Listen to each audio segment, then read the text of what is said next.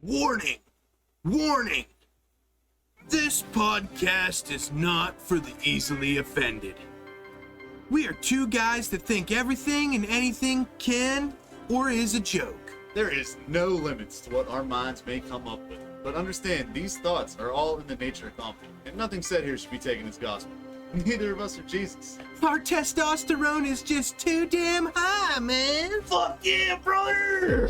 Anyway, welcome to the show. Prepare to witness a hurricane of humor and thunderous thoughts as we take conversations on a whirlwind to the limits. Hell yeah, brother. I don't care about humor. Sam, without humor, there's only Hitler. Do you think that Tarzan was a virgin whenever he met Jane, or was he clapping monkey ass before that? AIDS.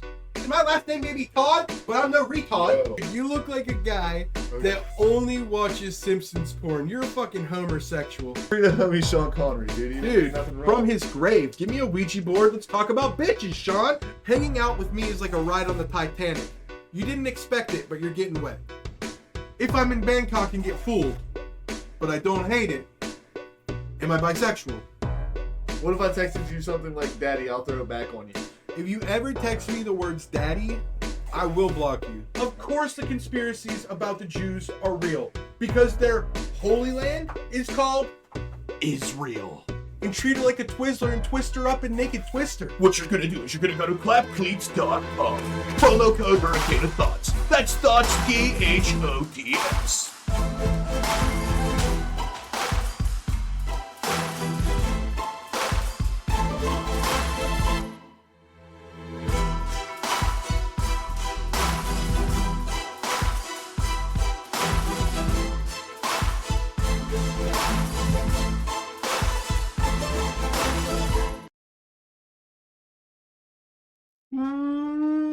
What's good, Hurricane homies? It's your boy, the Juggernaut Jester. Okay, just wanted to make sure we had audios.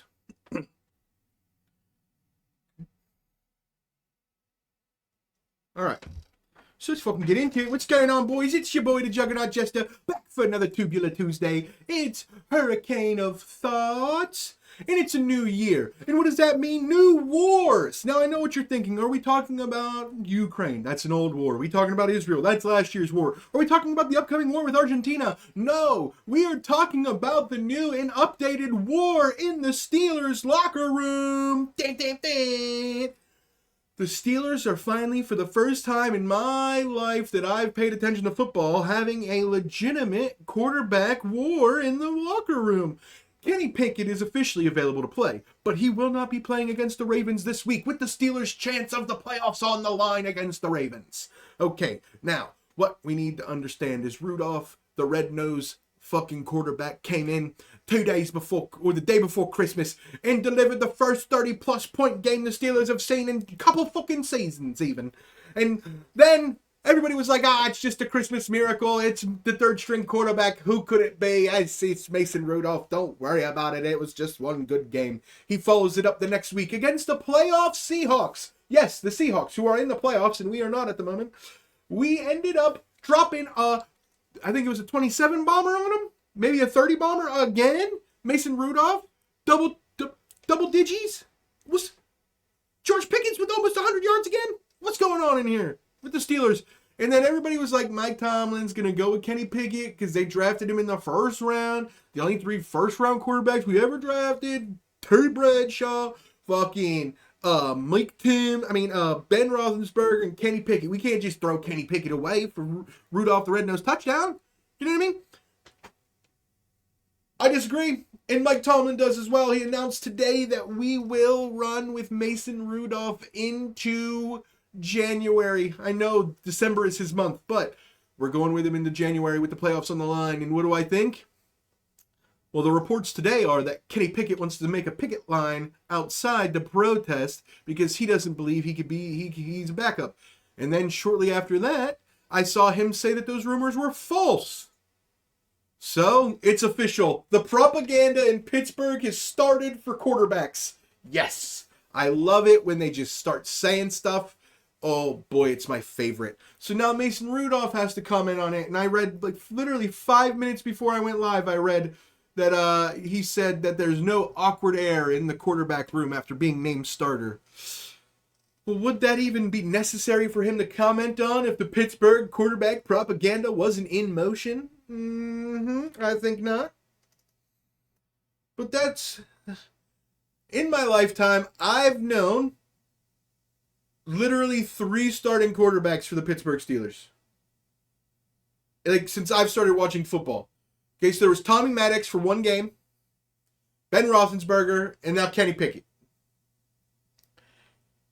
I mean, could Rudolph be the next one? And why is Rudolph taking shots at Big Ben, dude? That's the question. Because Mason Rudolph is taking a couple shots at Big Ben now.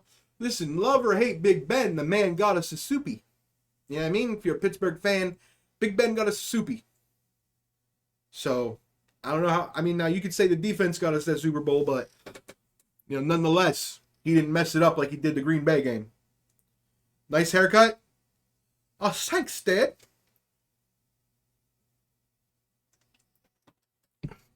I'm looking fresh, dude. Looking fresh. Okay. So let's see. We have a big decision because we're probably not going to make the playoffs. We got a 13% chance. We have to win. The Dolphins have to lose. Houston has to lose. Indianapolis has to lose. I think like 4 teams have to lose. And like one of the teams that has to lose is going against the 2 and 16. I mean the 2 and 15 Panthers. So it's not looking good for the boys. But it is going to make for an interesting offseason because leave it to the Steelers, dude. Every time we either miss the playoffs, we miss it in a fashion where like we start picking up steam right at the end of the game, at the end of the season, where if we made the playoffs, people would think of us as a problem. Because our defense is a motherfucking problem. But the bigger problem is we're not going to make the playoffs. Yeah, that's the thing. And to all you Eagles fans out there that are like,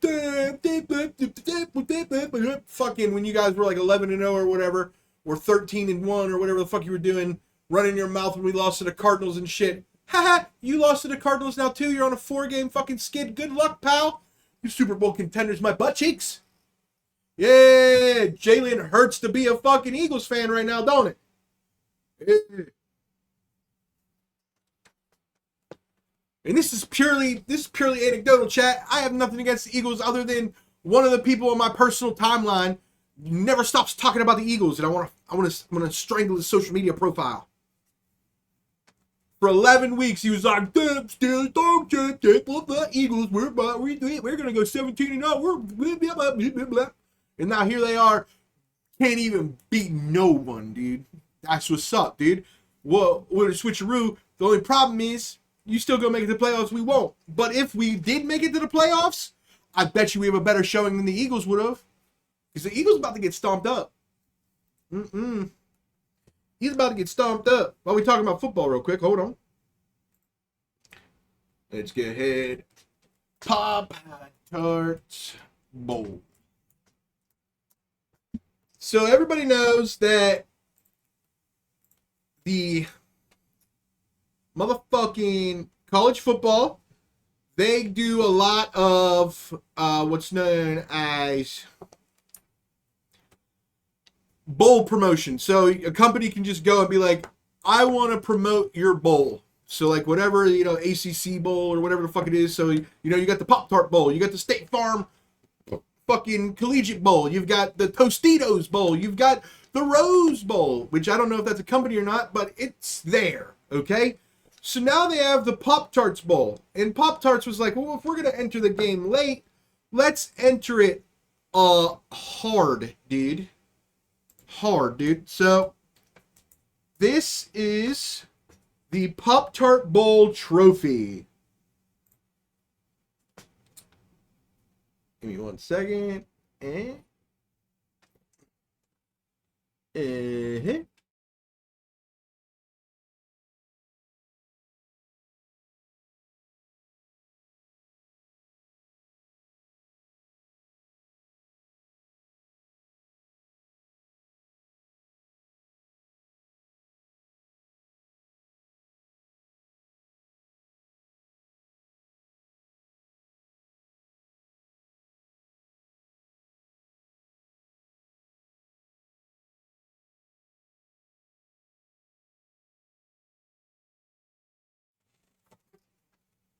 Unfucking believable, dude.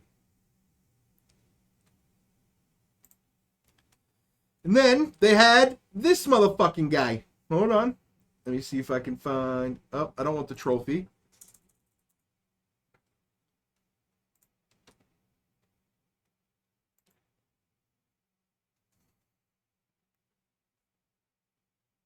Before the game, this motherfucker legitimately popped...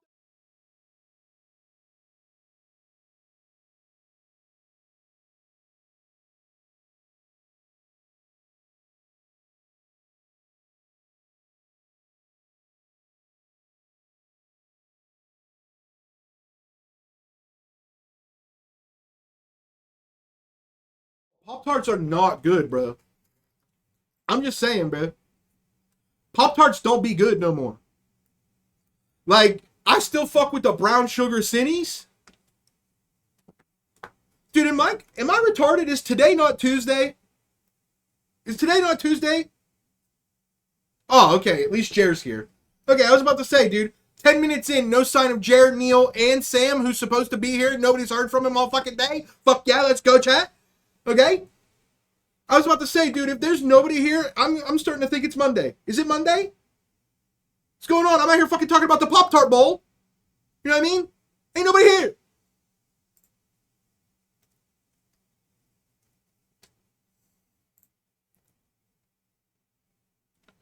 Ridiculous. I'm late, my bad. It's all good, dude. Check out this thing, dude.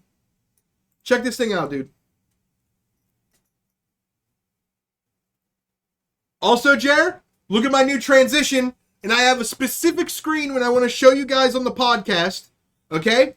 New stuff, okay? I got a new transition between screens, and I've got a new screen just for showing you stuff on my laptop, so it actually is bigger on your little phones and stuff. So, hold on.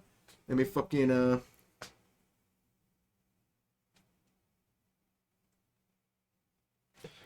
boom, and bang.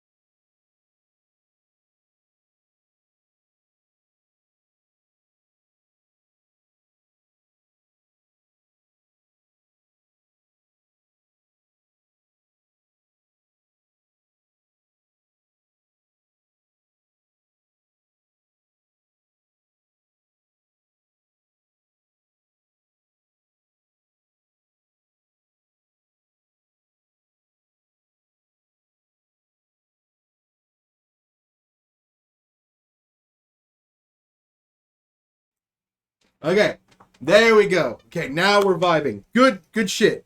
Good shit. Okay. Now we're fucking cooking with grease. Good, thank you. New stuff, dude. We got new stuff. It's a new screen. See, this is what the old screen looked like. See how small the picture is? You can't really see what's going on. So, and I don't really stay in these screens that long, so you don't need to see the chat. And you don't need these, because I never stay in these. So this is way better. And now you can hear me. All right, fixed it. Word. All right. Better. Nice. Okay. Boom and boom. Yes, we are vibing. Yeah. Ooh, and Jared, here's some ideas I've been having, okay? You know how, I don't know how good it'll work for us because, we're comedians. We're not fucking Twitch whores. But I was thinking, if people gift subs or they sub, I could write their name on here for a week or something. Or we could do something with this whiteboard, right? Like maybe you guys give me like a topic or something, or... So I don't know, but I say, now that the whiteboard's right here and I can just reach over and I can write stuff, I feel like we could do more with it, because when it was behind me, I had to turn completely away and it would glare a lot. And I feel like it'd be decent over here. So I want to try to find something we can do with the whiteboard, like maybe put people's names on it if they sub, new follows. I'm trying to think, like maybe something like that. I'm not really sure. Looks good there? Yeah, I do like it there too a little bit. Yeah. Alright. So it's fucking, it's a slow start to the year. It's January 2nd. Everybody's getting into the swing of things. Sam's probably napping or just doesn't know it's Tuesday. I don't know. So I'm going to take a shot and let's get groovy.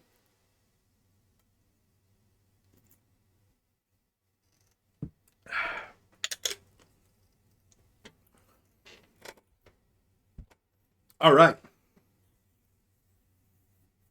So do we think the Pop-Tart trophy design is cool or cringe, chat?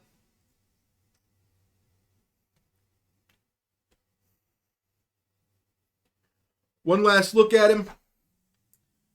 Bang. So do we think the Pop-Tart trophy is cool or is it cringe? They put 2 little slots in the top for the Pop-Tarts. Pop-Tarts on the thing. And then, of course, their mascot popped out of a toaster.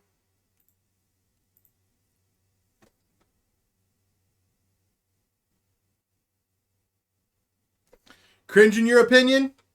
That's what I was thinking, dude. The only way it's not cringe, right? The only way, in my opinion, it's not cringe is if the play, like, how with the Stanley Cup, you get each player gets a week over the off season with the cup. That's the only way it's cool, is if each, like obviously a college football team has way more players, so it'd have to be a day per player, right? But it'd be super cool if each player got to hang out with it for a day, and then you take it to a party or something, and then you play like a drinking game with Pop-Tarts. But that's the only cool way. And then you have to film it and make like a Project X or some sort of like movie out of it. And then it's still cringe as hell, and nobody gives a fuck about your gay Pop-Tarts. Now let's get back to the real topic at hand. Pop-Tarts aren't good anymore. They're just not good. My fiance's mom says it's cute as hell. But tell your fiance's mom it's an animated Pop-Tart. Of course it's cute as hell. Or the trophy's cute as hell. Yeah, I bet girls would like it. It's like adorable, but like when it comes to like the gridiron, the gridiron where men come to sharpen their teeth, where boys come as boys and they leave men of the gridiron, and they have teamwork and passion in their soul.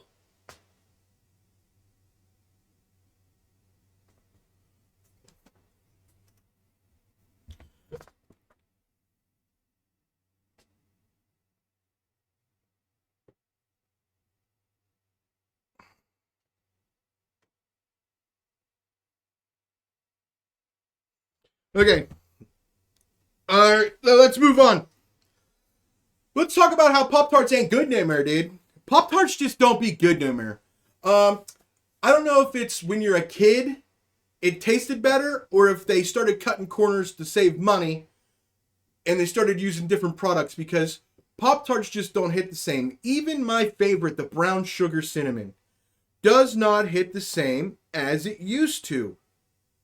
I love Pop-Tarts though. Me too, bro.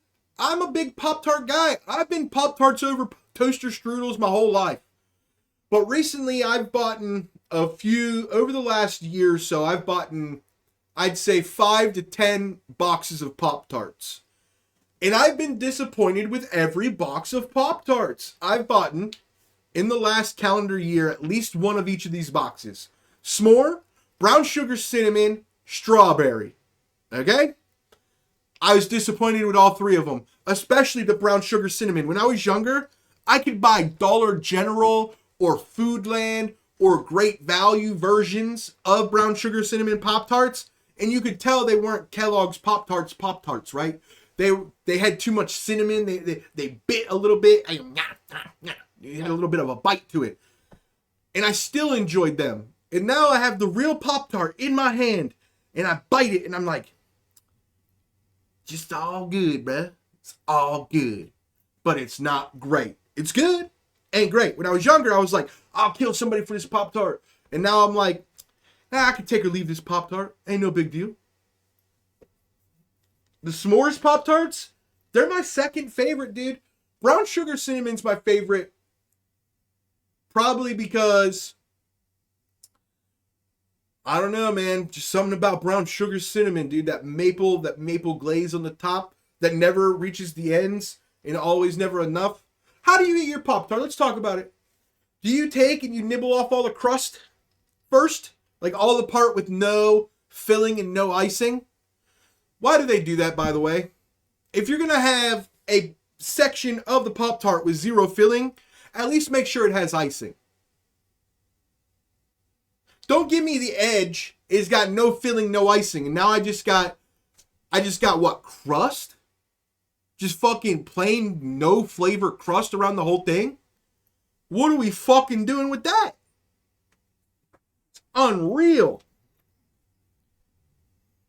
I think the crust isn't that bad in my opinion. I don't know, bro. Crust ain't got no flavor though.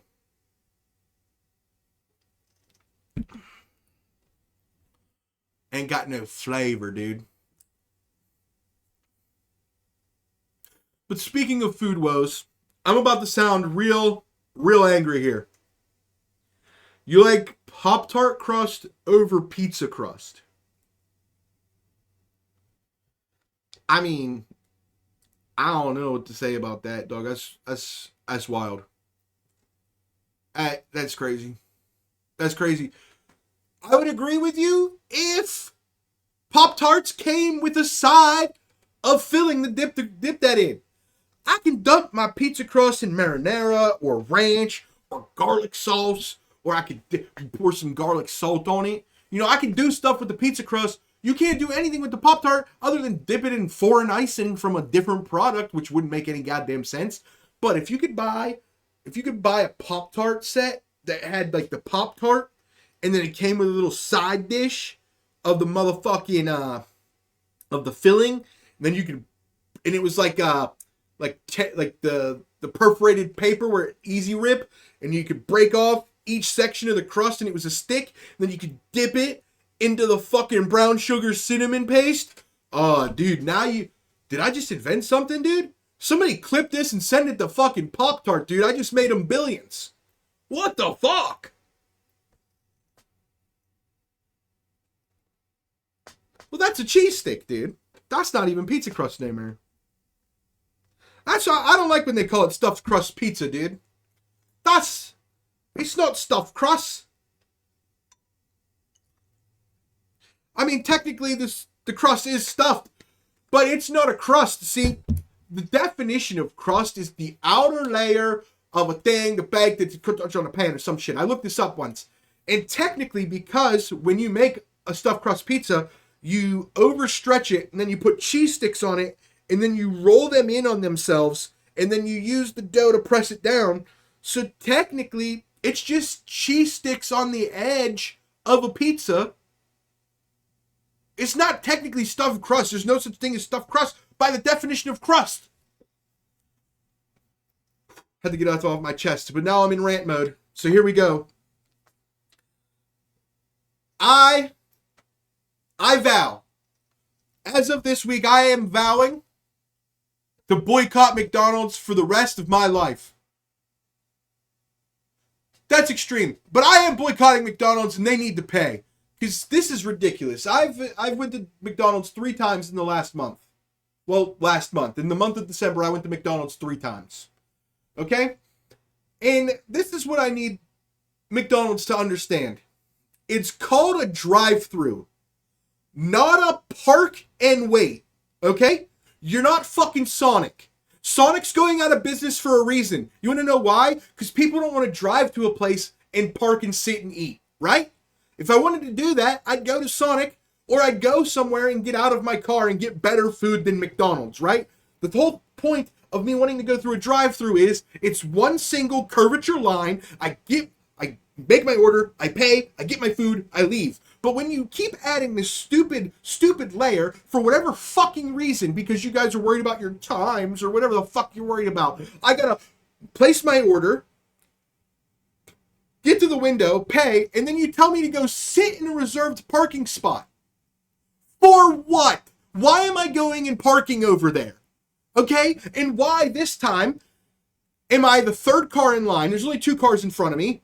First car gets its food, drives away. Second car gets its food, drives away.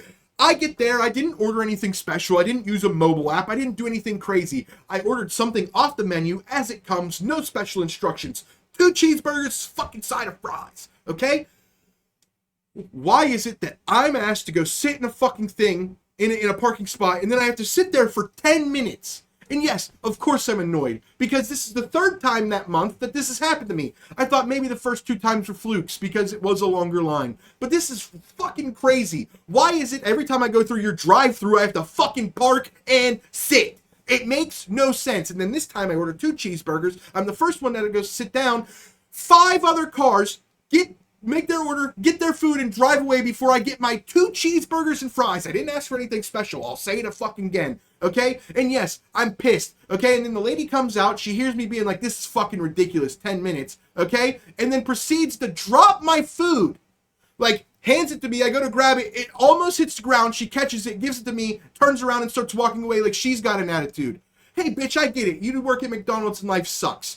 But you can't be mad at me because you fucking suck. Okay? You can't be mad at me for having a bad day and being annoyed that you're making me do something that makes 0 sense. Explain to me why I'm sitting over here parked. Why did nobody behind me or in front of me get cheeseburgers or fries? Oh, or is it because I didn't use the mobile app?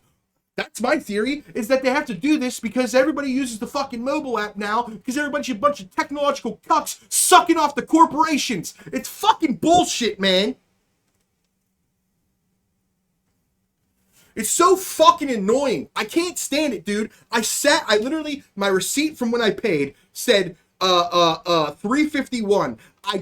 The stupid Furby-haired black girl didn't come out and almost drop my food on the ground until 12 minutes later. I'm sitting in a parking lot for 12 minutes. In that amount of time, I could have went to Five Guys, parked, got out of my fucking car, and ordered food and gotten real cheeseburger with real fries for more cost, but the same amount of time. So why the fuck am I going into McDonald's and eating poison for your stupid, low-paid employee to give me an attitude because you guys can't make food in less than 15 fucking minutes? I worked at a steakhouse. We made steaks in 15 minutes. You couldn't make me 2 double cheeseburgers and an order of fries. I had to go sit in a parking spot? The fuck are we talking about here? Happy New Year, Neil! Dude, you guys have no idea. I don't think I've ever been this upset at a fast food place. Because for 10 minutes, I'm just sitting there angry. 2 cars in front of me didn't have to wait. The 5 cars behind me didn't have to wait. I'm waiting 12 fucking minutes. And then she has the nerve to give me an attitude because I'm upset? Oh, no customer service like, sorry for the wait, sir. Here's a coupon for the next time you come. Or, sorry for the wait, sir. Have a good New Year. Nothing. Just angrily hands me my food and then walks away huffing and puffing like I'm the fucking problem. Hey, you work at McDonald's. Get a fucking life. Don't fucking be mad at me because you made the wrong decisions. God damn it, dude. It's a drive-through, not a parking wait.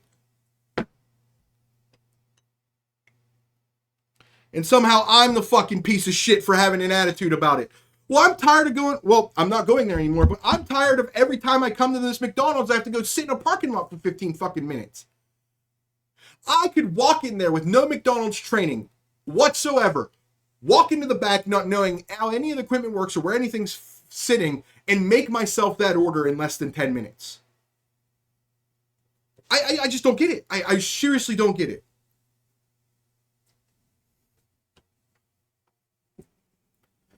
Cows driving through a fast food restaurant.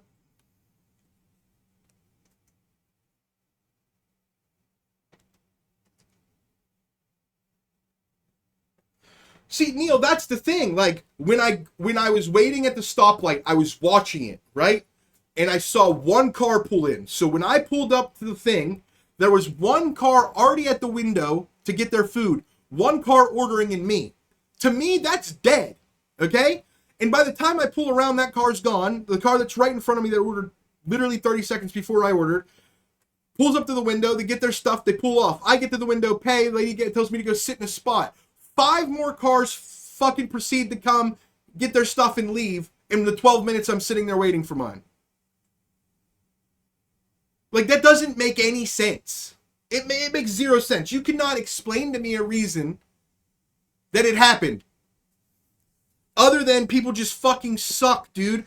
And McDonald's needs to figure that out, dude. Because, like, I'm not like the type of person, like, I get screwed over by businesses all the time, and I just chalk it up to, these people don't get paid enough, it's not personal against me, it's just life, But McDonald's has slighted me for the last time. I will not be going back. As much as I love Big Mac sauce, Big Macs are dead to me now. Way to go, McDonald's. Way to go. Way to focus on your mobile orders that everybody just gets fucking McCafes anyway. Everybody just, this is my new Starbucks. Yeah, dude, that's the thing, is they literally use McDonald's like the Starbucks because there's only one Starbucks in our town, and it has a line halfway around the city block at all times of day. It's unreasonable, unbelievable, and that actually, you know what? This is a thing I didn't even get to the other day. Oh, it's in my other notebook. McDonald's is coming up with a new side brand called Cosmics, okay? It's COS, capital M, capital C, apostrophe S. And it's essentially their version of Starbucks. So McDonald's is now, basically they've realized, with mobile ordering and the fact that Starbucks doesn't overpopulate their areas with stores, we can super capitalize on the fact that all these basic white bitches and feminist fucking soy boys all love their fucking, give me a triple sip of fucking caramel chocolate peanut butter macchiato with 2 pumps of espresso, light cream, 3 ice cubes, and a spritz of lemon, dude. You know what I mean? These fucking dweebs, there's a whole fucking colony of them out there now. And McDonald's is like, why would we even worry about the fat guy that's angry that we have a park and drive, an order and park, when we can just start slinging fucking coffees and beverages and shit. Look at this shit. Hold on, let me look this thing up. You have to see the menu. This thing's nuts.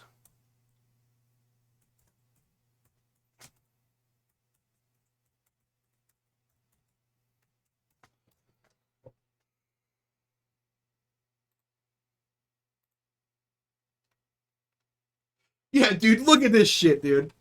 Neil, tell me if you like the new transition and new viewing screen. Yeah, it's bigger now.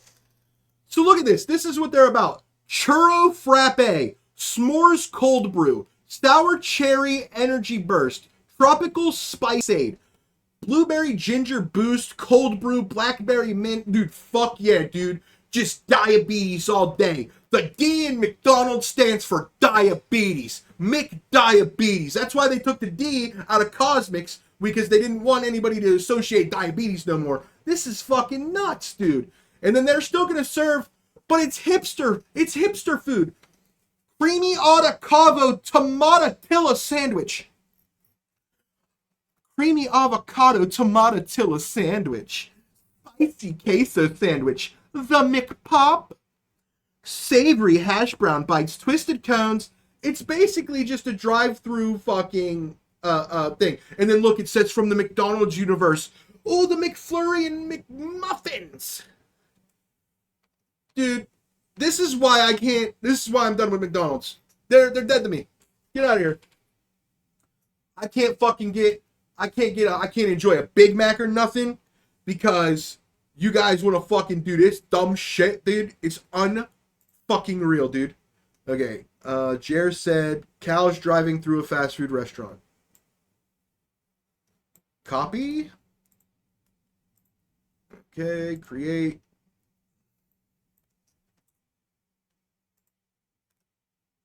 Paste. Create.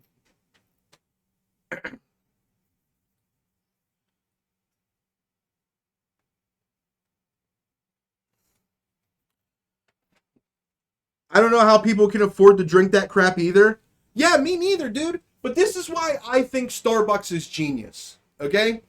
And this is what's funny. Is Starbucks is genius because they're not doing the McDonald's thing. Starbucks is genius is because there is such a thing as optics create like a covet for the item, right? So the fact that in the area that I can think of in my head as like my little town and side towns, I can think of, are you ready for this? 5 McDonald's. I can only think of 1 Starbucks. And that Starbucks has a line around the block at all times. So if you like Starbucks, every time you go there, there's this thing in your mind that goes, I'm part of the people that love this. I'm part of the group. This place is so awesome. Everybody's willing to wait in line like this. It's like this weird like thing where Starbucks is like, we're not going to oversaturate the market because we want it to look like our lines are always super long. And then McDonald's is just like, you guys are selling a lot of sugar drinks? Oh, hold on. Let me make a new concept. Jeremiah, here you go, guy. Boom.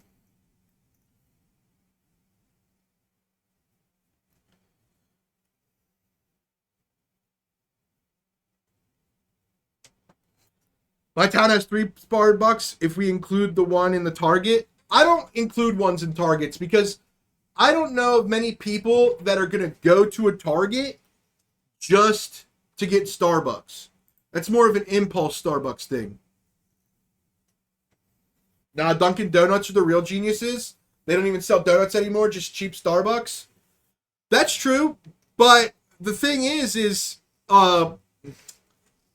Dunkin' Donuts, man, is like, they're selling, they still don't have, they're still like the joke though. Like, there's this like weird thing that I'm just starting to realize when it comes to like society is whatever the kids think is like trash or funny or is like to be made fun of, like, eventually, if not in that moment, in the future, that company will take a dive. So Starbucks is still seen as the innovator, the fucking classy one. Dunkin' Donuts to the young group is all like, duh, fucking, America runs on Dunkin'. Well, actually they don't, because you sell donuts and nobody runs when they eat donuts. A bunch of fat shits. You know, that type of shit. Nobody really cares. So, like, people that, like, our age, you know what? Actually, Dunkin' is genius because the economy's about to crash and everybody's not going to have any money for Starbucks anymore. You're absolutely right, dude. You're absolutely right. Dunkin' is about to go big, dude.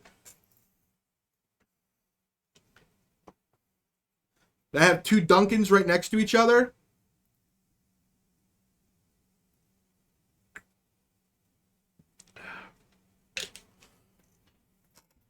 Well, see, that's the thing, though, man. Big cities that have millions of people, like, you can almost do that. Like, that's the thing. Like, if you could get a good deal, right? Let's say you're a coffee shop. Like, let's say you're any of them. Dunkin', Starbucks, whatever. And you could get a good deal on land in a big city with millions and millions of people. If you have just one store on that side of town, it's going to be busy off its ass. If you have 2 stores right across the street, you can transfer employees. It'll always be busy because there's millions and millions of people, and everybody will just go to the one with the shorter line. They don't even bake their donuts in store. That's how little they care about donuts now. Well, to be fair, dude, I don't think Dunkin' Donuts was ever famous for caring about donuts. I only ever heard of Krispy Kreme giving a fuck about donuts. Sorry, chat. I turned the furnace up because Sam says he gets tired when it's cold in here. But since he's not here, fuck him, dude. Get it cool in here. I'm getting hot.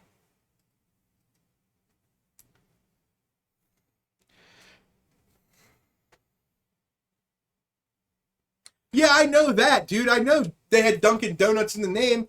And Domino's Pizza used to have pizza in the name, but now it's just Domino's. But people still mostly order pizza from them. Like, that's the weird thing. Is like, you can change your name, you can rebrand it, but that's all it is. It's like, that's more advertisement for the fact of, hey, just so you know, we're refocusing on not just donuts. You know, they never actually cared about their donuts. Krispy Kreme is the one who cares about their donuts. They're the one who's had the machines out there that show you how the donuts are made. They turn the fucking light on. You get one free, super fresh donut, knowing that if your ass at 5 in the morning is fucking getting a super fresh, glazed, hot donut, and you put it in your mouth, and then a little piece of glaze, and then you hit it with your tongue. Ain't no way in hell you're stopping right there. You're gonna hit the line one more time. You're gonna get a fucking dozy, you know what I mean, or a half dozy, depending on your financial situation. And then wherever you're headed to work or you're headed home, you're gonna have fucking, you know what I mean? They cared about their donuts. You could walk in at any given time and see donuts on a conveyor belt. Even when it was called Dunkin' Donuts, you just walk in, they had donuts on racks. They was like, yo, what you like? You like chocolate? We got chocolate over here.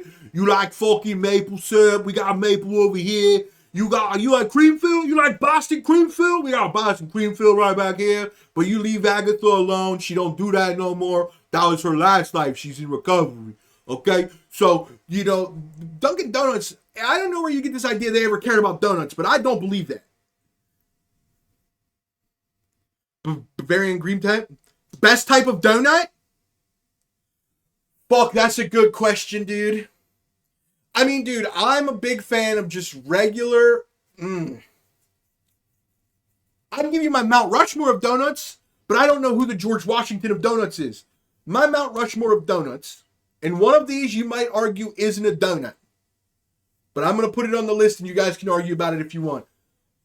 My Mount Rushmore of donuts is original glaze, powdered sugar, glaze with chocolate topping and maybe some sprinkles, and then the maple cinnamon one. The one that's like, it can either be the log or just a plain donut, and it's glazed with the brown maple cinnamon glaze. Oh, dude, I don't know if you guys count that as a donut, dude, but that is the best, dude.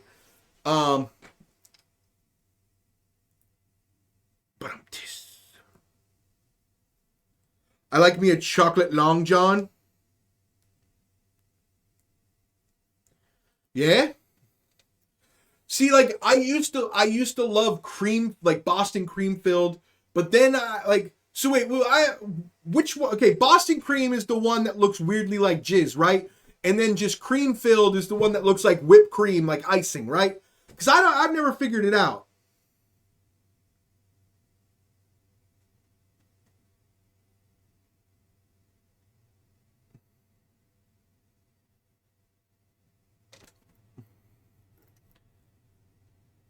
What's terrible? What Neil said? That he likes chocolate Long Johns, dude? Long John Silver. Talk about a company that fucking fell quick, dude. Okay, which company from our childhood do you think you would bring back? Okay, company, okay. Now mind you, it doesn't have to come back in the way it was. It can come back in a way that'll make profits now. But what company would you like to see make a return? Blockbuster Video, Long John Silver's, or Toys R Us? Go, chat. Bavarian cream is the yellowish, Boston is the white, and cream is the whipped cream mostly. Okay, I do not like Bavarian cream. Ever since I watched Van Wilder, can't eat Bavarian cream. Gross, gross, gross. Boston is the white cream. I can deal with it. It's not my favorite. Long John Silver still exists though. But Jeremiah, Long John Silver's used to exist like Taco Bell, McDonald's, and Chipotle and shit. But now, like, maybe because you live in like a very populated state, dude. But like, there's still McDonald's in towns that only have 500 people. You know what I mean? There's no Long John Silver even in the town I live in with a couple thousand. You know what I mean? Long John Silvers are fucking dead, bro. If the icing or the cream is too sweet, it ruins it. What was the third option? Radio Shack? No, I said Toys R Us. Bring Blockbuster back just to suffer? Well, what about this, dude? I thought about this not too long ago, dude. I truly believe Blockbuster could be back. Could come back. It would just have to open a different model, right? So this is what I think Blockbuster should do. Blockbuster should come back as an app. It should be the Blockbuster Video app. And then what Blockbuster does is it goes and makes a deal with all the streaming services, right? Okay? And then, okay, so like, have you ever had this problem where you like have an idea, you want to watch a movie, you want to watch a TV show, you want to watch something, you want to do something, but you can't because you only have these 3 streaming services and the thing you want to watch is on one of the other 12 streaming services, okay? But you don't want to commit the monthly cost just to watch the one movie or the one TV show. So what if Blockbuster made an app that was contracted with all of the streaming services, and then you could rent, as you did back in the day, for, let's say, a week, I can rent this TV show, okay? And then instead of subscribing to the other thing just for the one show, for 99 cents, you could watch this movie for the next week. That doesn't sound like a horrible idea to me, guys. Now, I don't know how many people would use it, and it'd have to be way cheaper than just ordering it off of Amazon Prime or something. But Amazon still uses like DVD-style prices, like $9.99 to watch a movie. But if you could get an app where you could just pay 99 cents or 50 cents, or you could buy it, it's $10 a month and you get 10 movies, you choose them.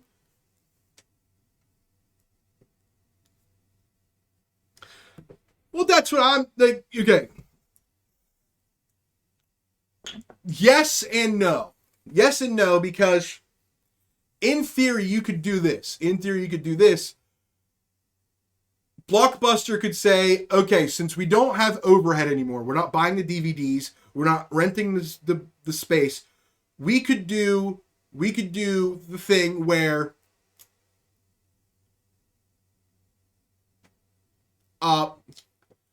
Blockbuster could do it like, hold on, you made a good point. Now I'm going to fix it.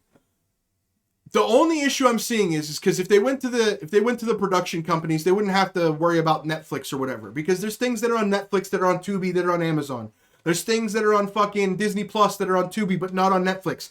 Like a lot of it comes down to, does the company that made it own the rights to it exclusively? So Blockbuster would have an issue with things like Netflix originals and Amazon Prime originals. But if it came to Warner Brothers, MGM, Disney, Marvel, all those things, they own all their own things. So Blockbuster could go directly to them and then say, okay, if I charge $1 for the movie for a week, I'll give you 50 cents of it.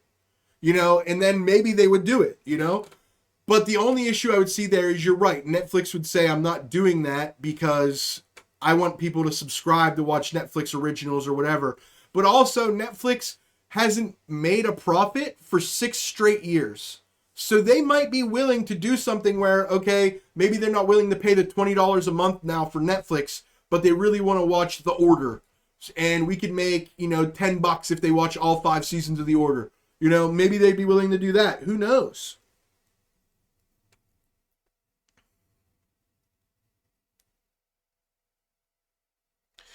Not to mention Redbox is the ghost of... Well, the biggest problem is Redbox still uses DVDs. And my entire life I've been behind the technological curve. My entire life I've been behind the curve. And I don't even have a way to watch a DVD right now. Like, if I wanted to, in my house, I don't think there's a way for me to watch a DVD right now. I don't think I have anything that I could put together to watch a DVD. I have DVDs in my house. I can't watch them. I ain't got nothing to watch a DVD.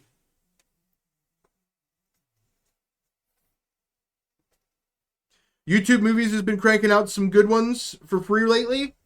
Dude, Tubi's got some good ones. The thing is technology has gotten so good that people can make things. If you have a small budget and you have enough dedicated people and good writers, you can make something. Like, look at Godzilla -1. They made that movie for $70,000. And it only got released in I think 150 theaters to start with.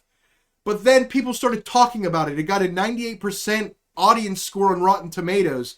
It went viral on Twitter for 2 days in a row, and now all of a sudden, all the movie theaters are making room for it, and it's going to gross $300 million in the first month. They made it for $70,000 because it has great writing, it's suspenseful, it's not corny, it's not woke, it's just a good movie, everybody's saying. Like, people are saying it could be a good movie just based on the plot if it didn't involve Godzilla. So, not so much films in the UK. We have Preview Play, which offers catch-up and streaming, but you still have to register an account with the original provider like BBC, It's Channel 4, Channel I5, etc.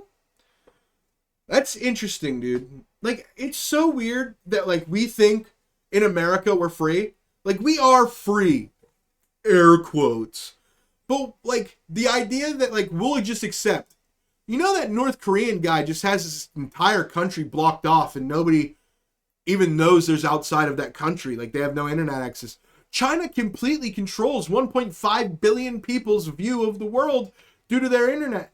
And Americans are just over here like, dude, everything's free and dandy, dude. Nothing's fucking programmed or fucking orchestrated over here, dude. Like, every country has their own streaming services, has their own news stations, has their own this, has their own that, has their own social media sites for the most part, like different versions of them. And it's very, very strange that we, as Americans, know that propaganda is used all over the world, but we think it's not happening to us. Strange stuff. But Denim, that is interesting, dude. Dude, you know what's interesting is you guys have a lot of good fucking actors, dude. Makes me mad. Makes me mad, man.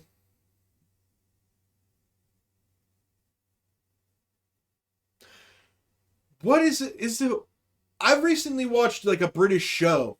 It was, what was it? It was on Amazon Prime. It was with the guy who plays Loki, Tom Hiddleston, and then the guy who plays House, you know, the Dr. House. And like, it's like some sort of British, instead of one account that would be in the background. Oh, okay. No, I get what you're saying. So, like, to us, it's the equivalent of, in America, what I would assume is your Channel 4 or something. We have something called CBS, okay? And it's closed broadcasting system, okay? And what that means is it's your local news station. But each local news station has a national company that runs it, right? And then the national company makes TV shows. So everybody in the United States sees those TV shows, but all the local newses are different. So it's your local news station, but all the TV shows are the same. And it's called CBS, and they have really good shows like NCIS and Scorpion and things like that. They're all like crime shows and like, oh, this kid's autistic and he's a super genius and he's 15 and he's a surgeon or whatever. They don't really have those shows on streaming services a lot. They have their own app. They have the CBS app. But the thing about the CBS app is nobody buys it because it only has their things. They have no access to anything else. So you can download it and watch the news for free, but if you wanted to watch their shows, you have to pay for it, which is super dumb. Super, super dumb.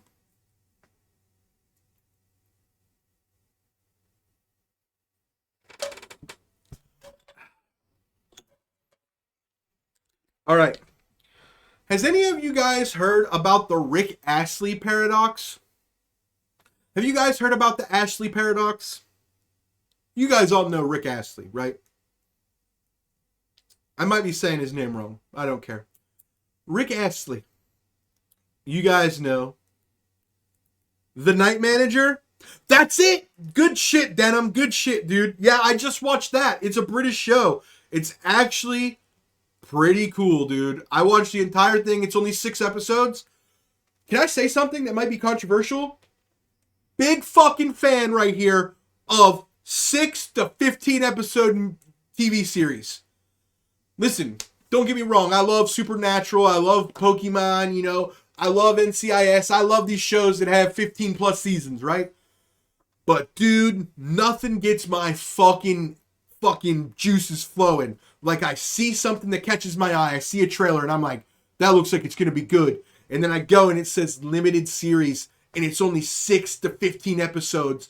I'm like, fuck yeah, dude. I can watch the entire thing in like a 2 to 3 week span. It's not going to drag out and be overly boring because it's got too many episodes and filler episodes. Dude, nothing makes me happier than that, because what that means to tell me is the concept is too complex for a movie because it can't be told good enough in an hour to 2 hours. But it's also a front to back actual story that has a, you know, the thing, and it has an ending that ends. You know, there's nothing worse than a TV show that has no ending because they don't know if they're going to get signed for the next season because of their ratings. So they leave everything open-ended. That's the worst. When I know there's a proper ending, those shows are always so much better. Okay, now the paradox, the Astley paradox. Now, Rick Astley is famous for the song Never Gonna Give You Up, Never Gonna Let You Down. And it's turned into a timeless thing called Rickrolling on the internet, where people Rickroll you by getting you to open a YouTube things to the music video, Never Gonna Give You Up, Never Gonna Let You Down, Never Gonna Turn Around and Squirt You. That's what my ex-girlfriend said. But Rick Astley did perform for Welcome the New Year to the British Broadcasting Corporation, BBC. Yeah, dude. This is a Rick Astley paradox. If Rick Astley asked you if there was anything you could do for him, and you asked Rick Astley to give you the movie Up, you create the Astley paradox.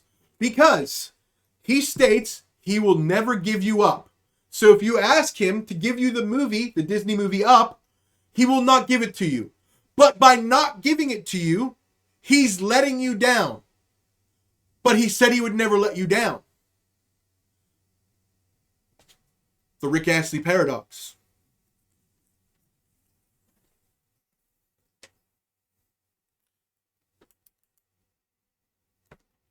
I just want to see a YouTube video of some YouTuber going up to Rick Astley. Mr.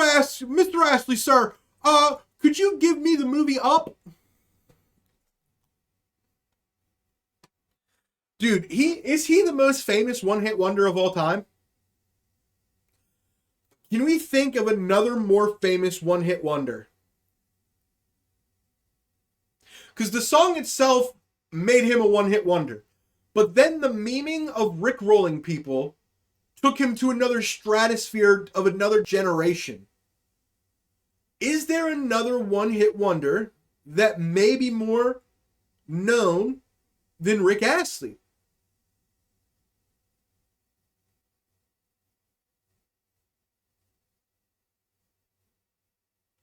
The latest music video is directed by Simon Pegg.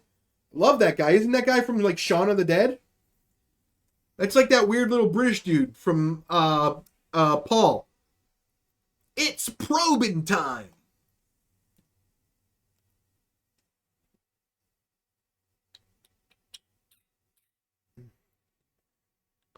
What about the I'm Blue people? No, dude. See, that's the thing, dude. You don't even know their names. You don't even know their names.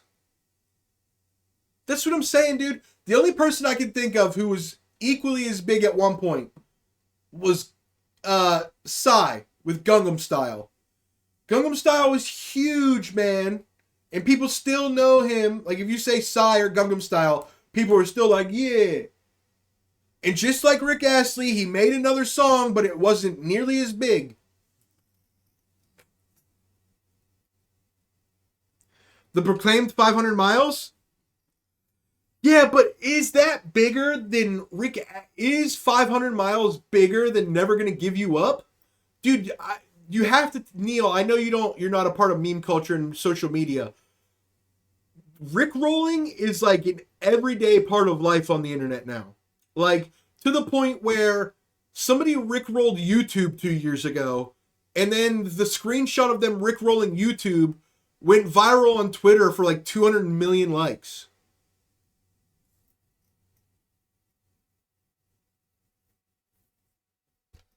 Like 2 years ago, YouTube was like, hey guys, send us the videos you think were the best of this year for our YouTube Rewind video. And then the guy sent him, you know, the fucking 1970s, 80s, 90s, whatever version video song of Rick Astley, Never Gonna Give You Up. And YouTube responded in the DMs, did you really just rickroll YouTube?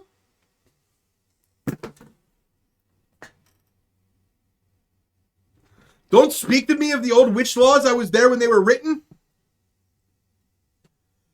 Boy, I've known about rickrolling since before YouTube was a thing. Nah, dude. Dude, you're out of touch, dude. You don't know nothing about rickrolling, dude.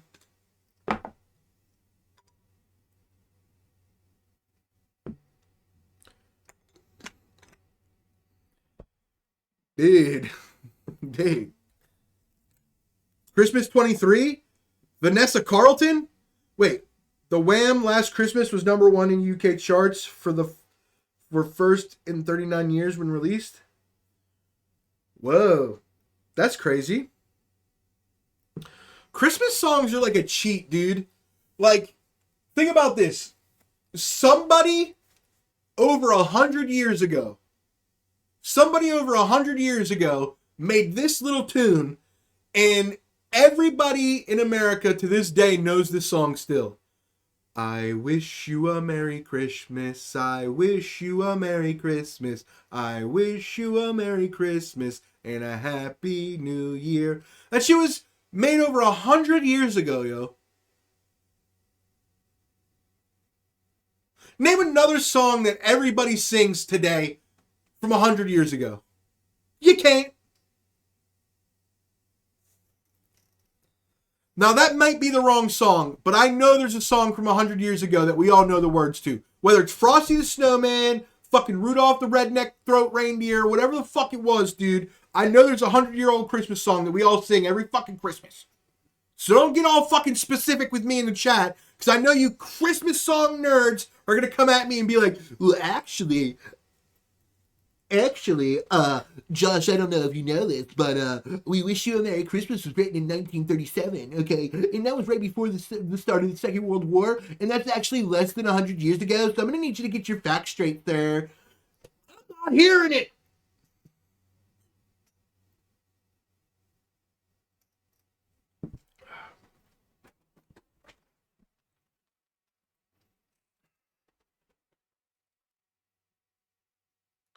White Christmas from Holiday Inn?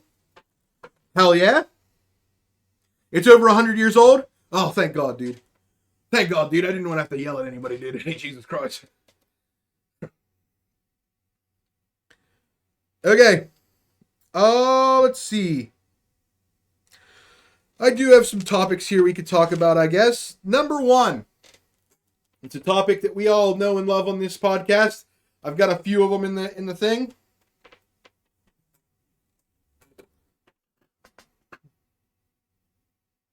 The Lord is Coming.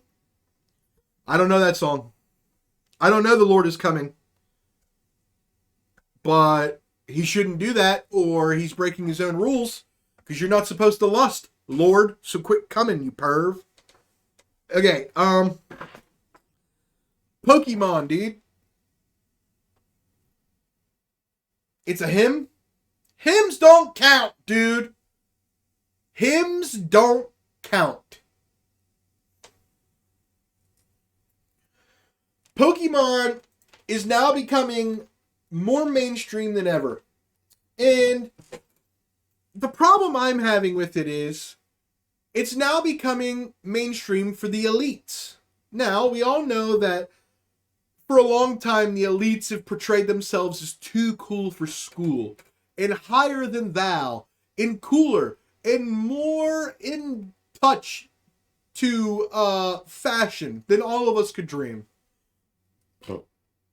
Meanwhile, making fun of us for our dumb little likes, our nerdy little hobbies, and things of that nature. But now the elites in America have come full circle, where they now don't make fun of us for Pokemon, but steal our love of Pokemon and turn it into a super expensive, unreachable symbol of status. One of the more common subtle sound cues that's used in many movies and culture today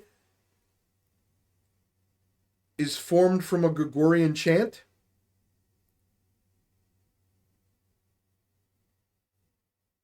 Interesting.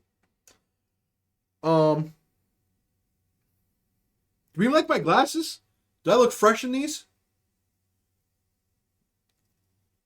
What was I saying? Oh, the fucking elites, dude. They're co-opting the poor people's, the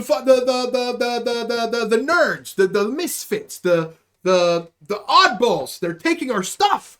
These fucking rich elites. Fendi and Movement, okay? Now, I understand if you guys don't know what those are because you're poor like me. I had to look up what the second one was.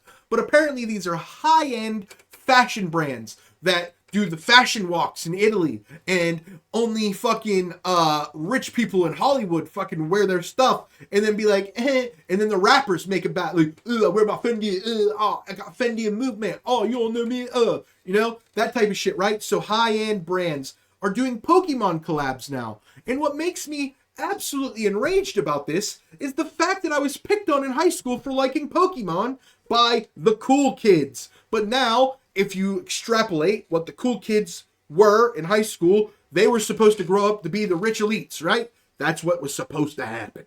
Okay, so now the rich elites who, air quotes, made fun of everybody for liking Pokemon and stuff, they're now like, ooh, put a Dragonite on my Fendi purse because it's the year of the dragon, and then charge $15,000 for the purse that can only hold 3 chapsticks, my cell phone, and my wallet. I got into beef with a kid named Matt Weiss in middle school, okay? Because me and him in 6th grade, we loved Pokemon. We talked about Pokemon all the time. We traded cards and stuff. And then Matt Weiss decided he wanted to be a popular kid, okay? And he was like, well, it's not going to happen naturally for me because I'm not Josh. And he forcefully tried to make himself popular. And by doing that, he thought it'd be cool to turn around and make fun of me for liking Pokemon, which almost led to us getting into a fight. And then he got bullied so hard by me and other people, freshman year of high school, that he ended up working out every day in the gym till his biceps were big, but his legs looked like twigs. And then he would get made fun of. It's a whole thing. We could, if you guys want to hear stories about Matt Weiss, I got stories about Matt Weiss. We had a teacher call him the Weister Bunny. We can get to that if you want. But I want to talk about Pokemon for a second. And then I got made fun of, me and my friend Nathan got made fun of for in high school still having Pokemon cards. And now all of a sudden, it's cool and hip. And if you spend $15,000 on a Dragonite purse, the red carpet will lose their mind. This is bullshit. Stop appropriating poor people's passions. Stop appropriating poor people's passions, you stupid elites. Pokemon are for the poor. Pokemon are for the poor. Pokemon are for the poor.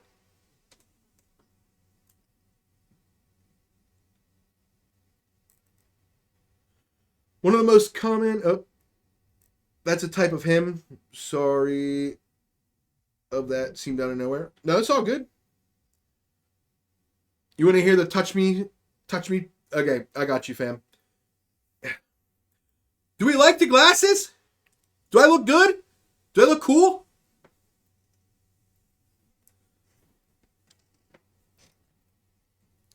Okay.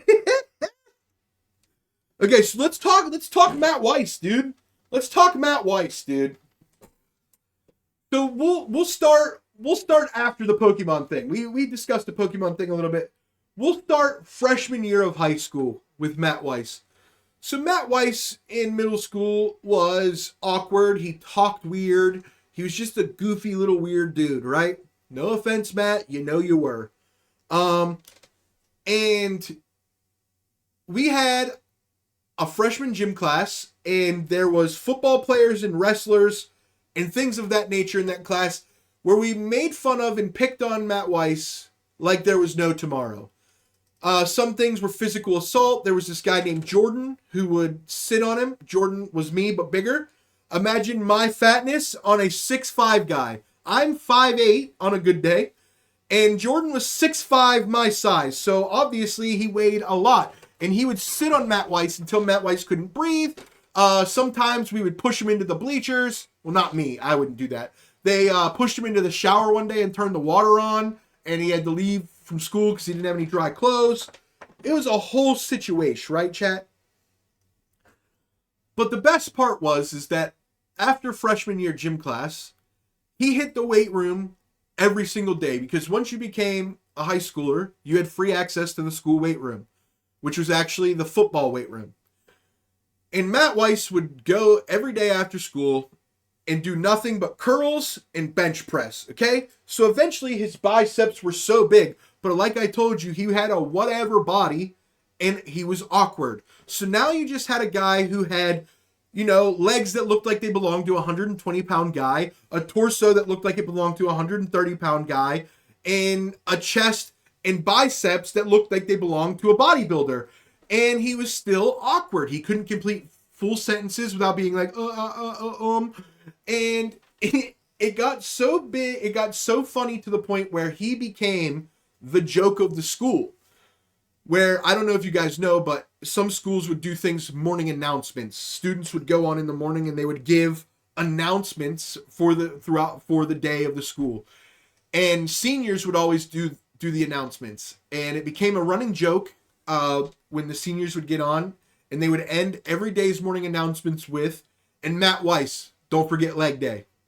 Because his legs were so small compared to his upper body. I literally don't know how when he was running, he didn't naturally just start Naruto running because his upper body just started leaning forward too much. Like, either he's supposed to run like a Naruto guy because his body's weighing him down forward, or he's running like Ed from, like dumb Ed from Ed, Edd and Eddy, where he's just leaning back the whole time as to not let it fucking drag him forward. So he's just leaning back, running, like with his arms straight down for no reason. I don't know what the fuck this kid's whole deal was, bro. But he looked weird. And we had a cool-ass science teacher, okay? Now, this science teacher ended up getting fired. Now, he got fired because his roommates got busted in a raid by the cops for drugs, okay? And he was also on the chopping block because he was fucking students. They were 18. Don't get weird, chat. Okay? And they were graduated. Okay? You're telling me a high school teacher can't fucking 18-year-old the day after she graduates and is no longer a student? What are you, a fucking bigot? But anyway, he was cool. He taught physics. He let us play Xbox, learn about speed. That was cool. But anyway, this guy was doing roll call in our science class. And on the first day of school, he goes, is there doing roll call, you know, hits me, yo, Joshua Todd. And I'm like, yo, present motherfucker, let's do some physics in this bitch. And he goes, yo, calm down, dog. I get it. Physics is dope, but you need you to chill. And he goes, Matt Weiss. And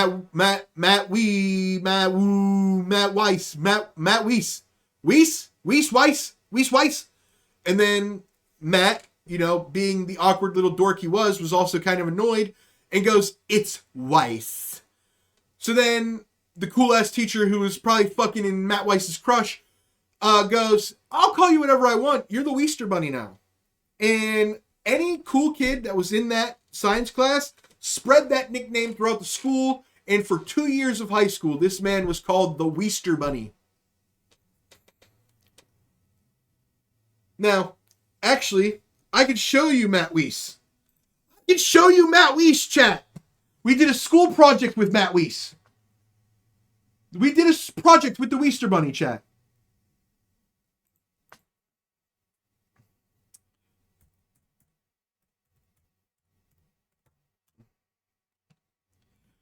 Okay, chat, I'm going to play this video for you. Okay? This is a project we did in high school where the quarterback of the team, me, the star baseball pitcher, some random Mexican kid, and Matt Weiss were all in a project together. And I don't know if you guys are going to know, but you're going to know. He's literally two different people in this, and I messed up a scene. Actually, we'll just play it, and I'll explain it to you guys.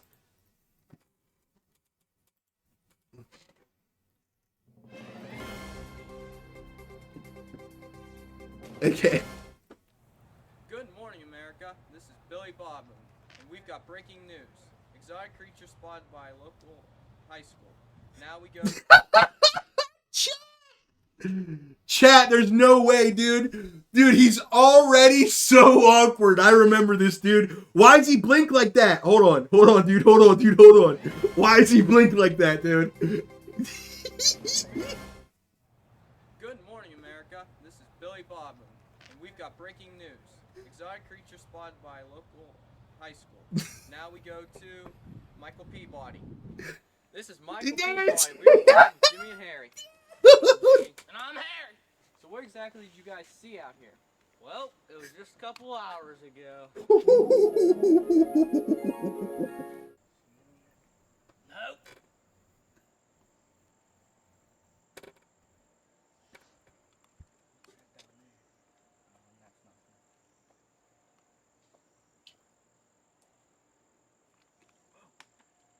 What? There he is. There's what? That deer. Oh! Get him! Get him! Get him! Boom! Boom! Boom! We got him! We got him!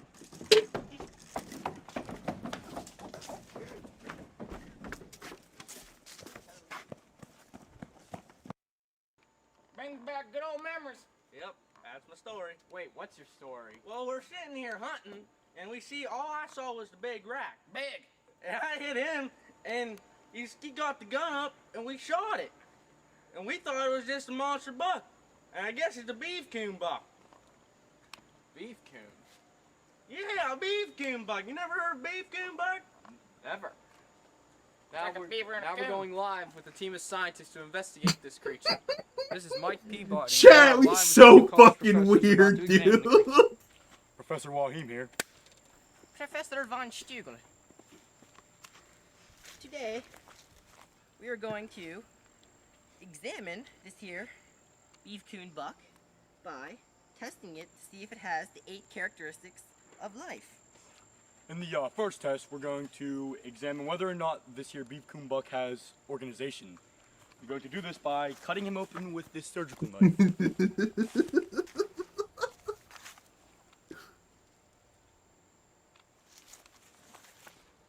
I ripped my pants. I forgot. My pants are ripped. Hello, I'm here with my colleague, Professor Joachim, and he's testing this organism to see if he has 1 or more cells.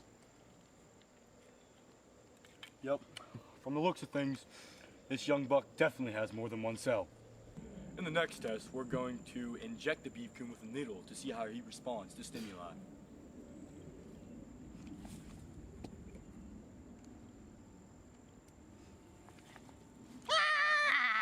MG Willikers! The beef coon has grabbed my colleague. I must save him. Von Stugel here, and in our next test... What's he doing? What's going on over here? What the? I don't understand. What is this? An egg? I guess he does reproduce. Gee willikers. And this is where he shows he's the pitcher. Professor Joachim. Oh, wait, not yet. Is this creature adapt and evolve to its environment? Well, sure, Von Stugel. He carries around a cell, as you can see. So obviously, he's adapted to the new age of technology. Professor Joachim, will you check this young buck's body temperature? Absolutely.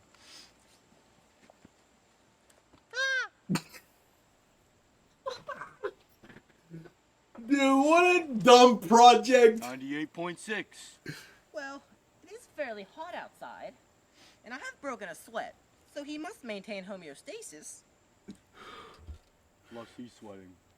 Professor Sorry. Professor Joachim here.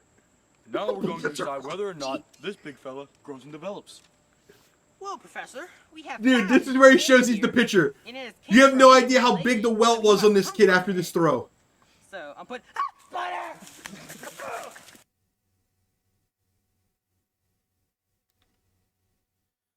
Dude, he took his shirt off after the shoot, and he's Mexican, and he had a giant white person welt. To see if this creature has human characteristics. We are going to see if he requires energy by giving him this high sugar, high energy soda pop.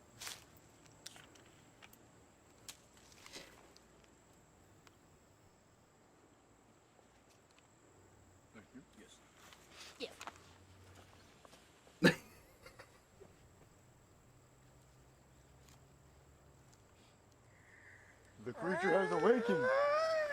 Oh god. Oh god.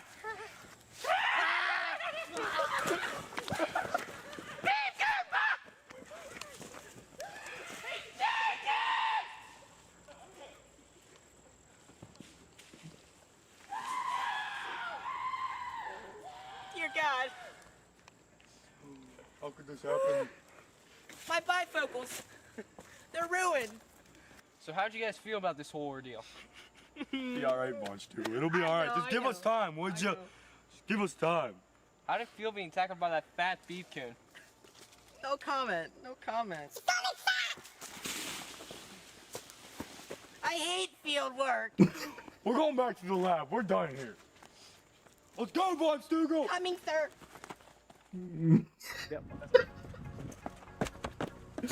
Dude, that scene where I push him down over the hill, I messed it up 3 times and I had to redo it every time. Look, dude, Matt Weiss! Matt Weiss! You don't listen at all. Oh, dude, funny times, dude. Funny times. Better than expected? It was a school project, dude. It was the 7 characteristics of life, my man.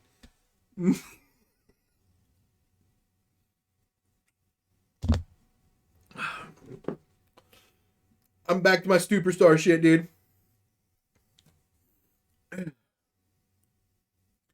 But yeah, dude. Dude.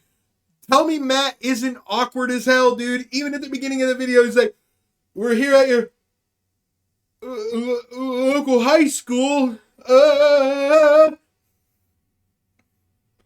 Dude, so funny, dude.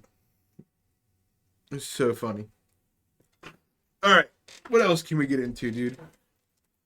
Do I have any more Matt Weiss stories? Let's see. There's a time we were playing kickball. No. There's a time we were on the fucking thing. No. Nope, I ain't got no more Matt Weiss stories that are worth my time. Alright, moving on. What are there any actually good high school stories I got that I could tell you real quick? Let's see. There's the one where Morgan slapped me at gym class. That's a good one. Okay, so at my school's gym, during gym class, if we went outside to the football field surrounded by... Oh, the touch me one. Yeah, okay. All right. So,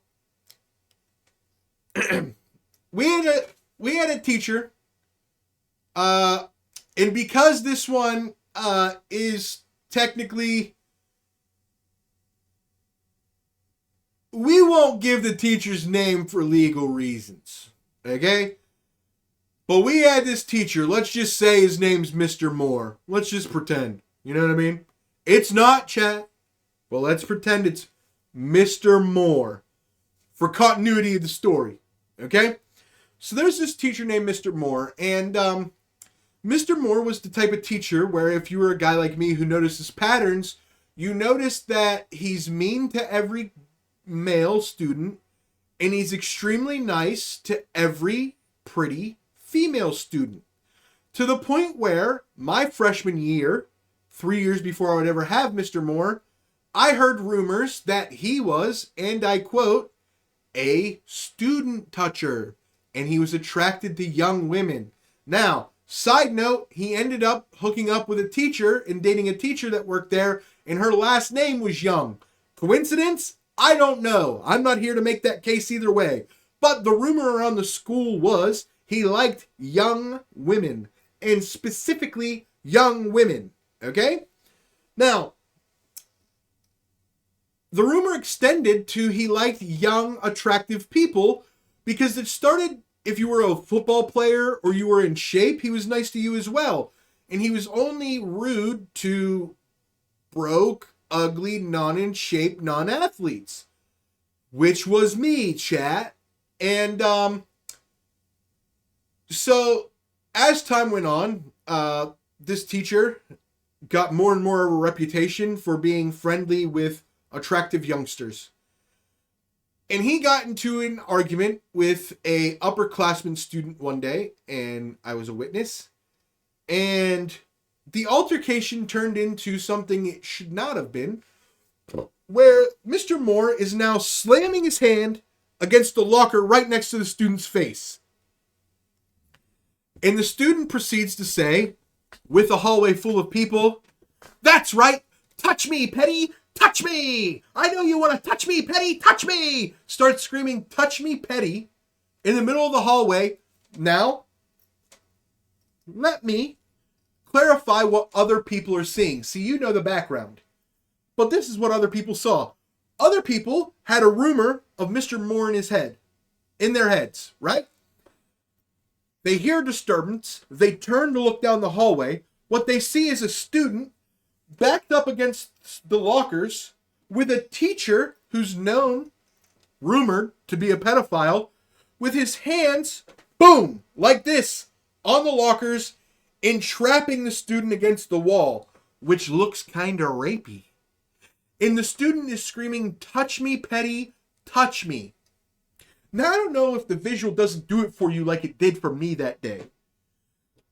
But boy, oh boy, was it awesome as hell for a student to get into a physical altercation with a teacher and start screaming, "That's right, touch me."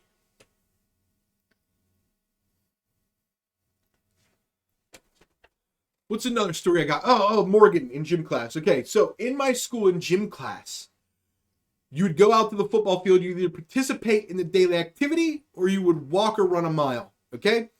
And then if you didn't participate in gym class, you could still get 20% credit by handing out marker cards to the people that are walking or running the mile.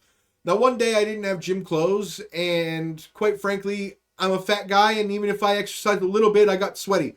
So I was like, I'm not trying to be super sweaty the rest of the day because I had gym class first period. So I sat out gym class. Well, there was girls walking the track because they didn't want to participate in whatever it was. Field, I think it was ultimate frisbee or whatever. And there was a girl that I'm really good friends with, and she walked her lap, and I gave her 2 cards so she didn't have to walk so many.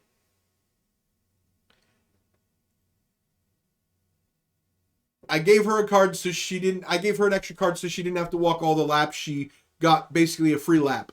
Well, the girl, one of the popular girls, she was hot. I'm not going to not say she wasn't hot, but she was hot in a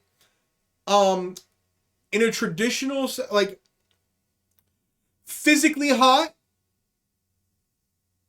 That's it. Like, if you saw a picture of her, you'd be like, that's hot.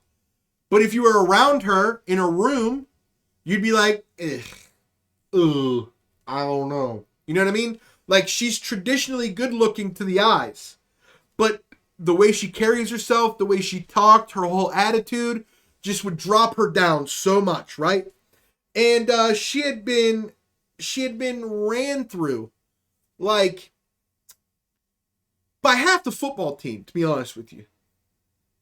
Allegedly, half the football team. And she came up to me and was like, "Oh, I saw you give her an extra card. Give me an extra card." And I was like, "I don't know what you're talking about." And she was like, "If you don't give me an extra card, I'm going to tell on you." And I said, "Shut up, bitch. Your pussy's been used more than Google." And she slapped me in my face.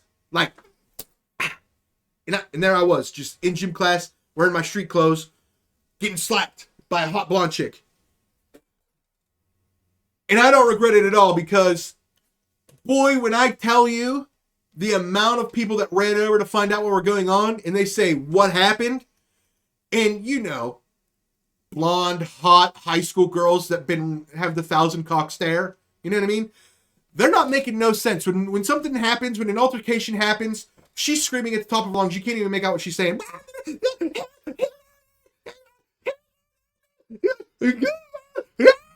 You know? And then I'm standing there being like, "I don't know, dog. She, like, wanted an extra card. I said no. She fucking slapped me, and then I told her pussy was used more than Google." Sure, I switched some things around, but I'm the one making full sentences. And that's when everybody on the football team that was in my gym class starts hitting her with it was like a movie. It was like a movie. I hit the line. I told her pussy was used more than Google, and everybody started going, "Oh, shit. Oh, shit." Okay? And then once they started going, "Oh, shit," She wanted to like fight, right? Now listen, I don't fight women unless we're horizontal and naked. And I wasn't about to do that in front of the whole gym class, okay? So I'm not trying to fight this lady. So like people were holding her back and I'm just laughing and it's a good time, right? And the gym teachers want to know what the fuck's going on. And let's just say I didn't get in any trouble. Nobody got in trouble because when the guy who got slapped is standing there laughing and all the bros are around him and everybody's like, ha ha ha ha ha. And then the crazy bitch who did the slapping, who would get in the most trouble, is over there still like half crying with anger and talking to her friends like, I'll fucking kill him. He's gonna die virgin. You were wrong, bitch. Okay? But here we go. And break. Because that's what happens to your heart every time you think you fall in love with a new man. Because you're just a dumb whore. Now, that's what you get for slapping me in the face. And now that we're adults, I hope you figured it out. I hope you were able to find love and he accepted you for your sexual history. Her voice, though, like I said, dude, she was hot in pictures. What do you want me to say? She was crazy hot in pictures. I wonder what she looks like now. Because she totally gave me the vibes of somebody that would be super hot in high school. And then when she became an adult, she would be hot. Jared, are we talking about the same one? Because there was 3 Morgans in our school.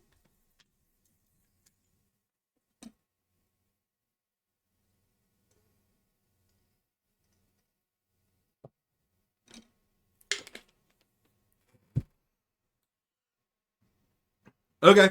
All right, word. Let's see. Do I have another high school story? Let's see.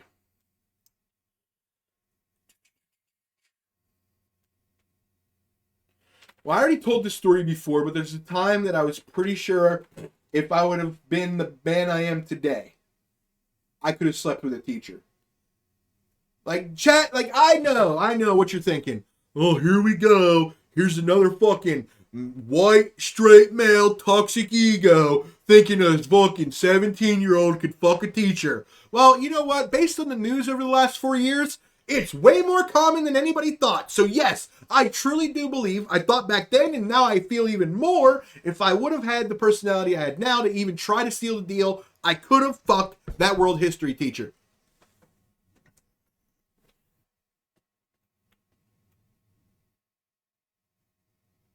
I was thinking about the one with a Z already recently.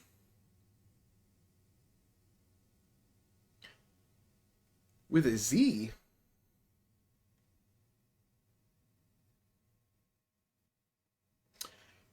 When you say Z, the only thing I can think of is there was one girl whose first name was Kelsey, whose last name started with a Z, and she was definitely top 3 hottest girls in our school, no matter how you fucking slice it. If that's who you're thinking about, I got into a fist fight because of her.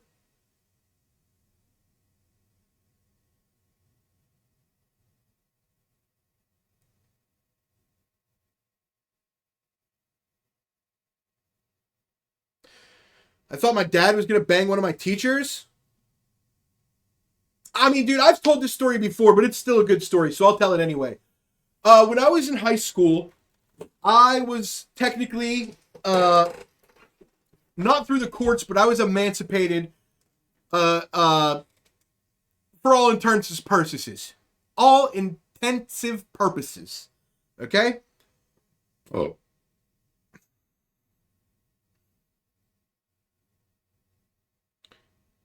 Who? The one I'm talking about? Are you talking about KZ? You talking about Kelsey Z?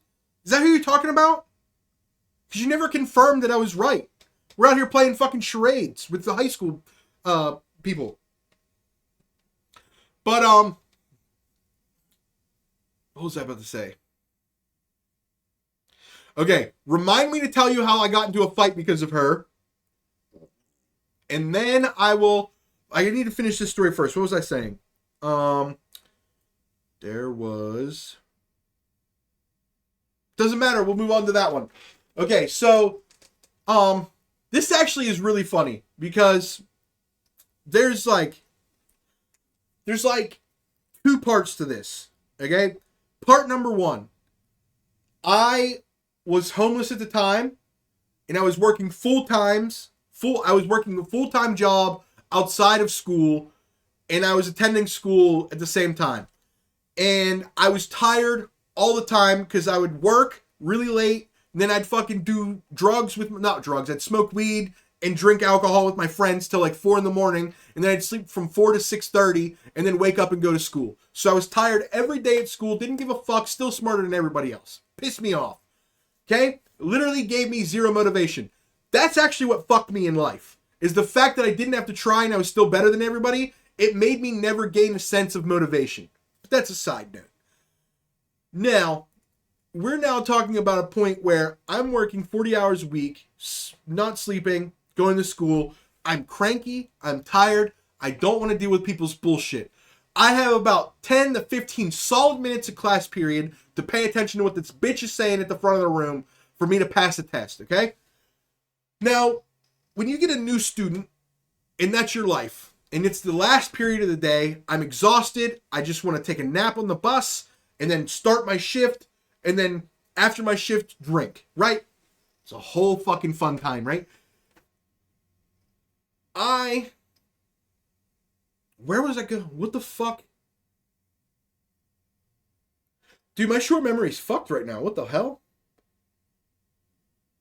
Oh, yeah, okay. So this kid came to our school, okay? So my school was known as the Hillbilly School. And then the other closest school to us, that was a big school, was known as the Inner City School. So there's this trope of whites versus blacks. Not my thing. Been there for 25 plus years. That's on the fucking area, not me. Okay? But you have an inner city school that's primarily black, and then you have a suburban school that's mostly white. Okay? And one kid, a white kid, moved from the black school to our school, and because he was from the gangster school, I don't know what he went through, I don't know what it was, I don't know what it's like to be the minority, okay? But he came into our school with some sort of weird attitude. And his whole attitude was, I'm from this school, so I'm better than all of you. Y'all just a bunch of fucking hillbilly losers, blah, blah, blah. And he had this, like, arrogance about him because he'd watched too much MTV or some shit, right? And he was always just running his mouth, being like, blah, blah, blah. And there was this girl I liked in my 11th period class. Her name was Nicole, okay? And she was one of the non-whites in our school, which was very, very limited, okay? And I really liked her, but, like, we were friends, so, like, it never went past anything other than I liked her. I don't even know if I ever told her, to be honest. But I liked this girl, Nicole, and this kid shows up, and, like, he's, like, talking to her, and, like, it's pissing me off, because he's talking to her in a way that just bugged me. He's like, yeah, you don't want to, you know, I'm the man, I'm this, I'm that. And then, like, one day I just told him to shut the fuck up. I was like, dude, just shut up.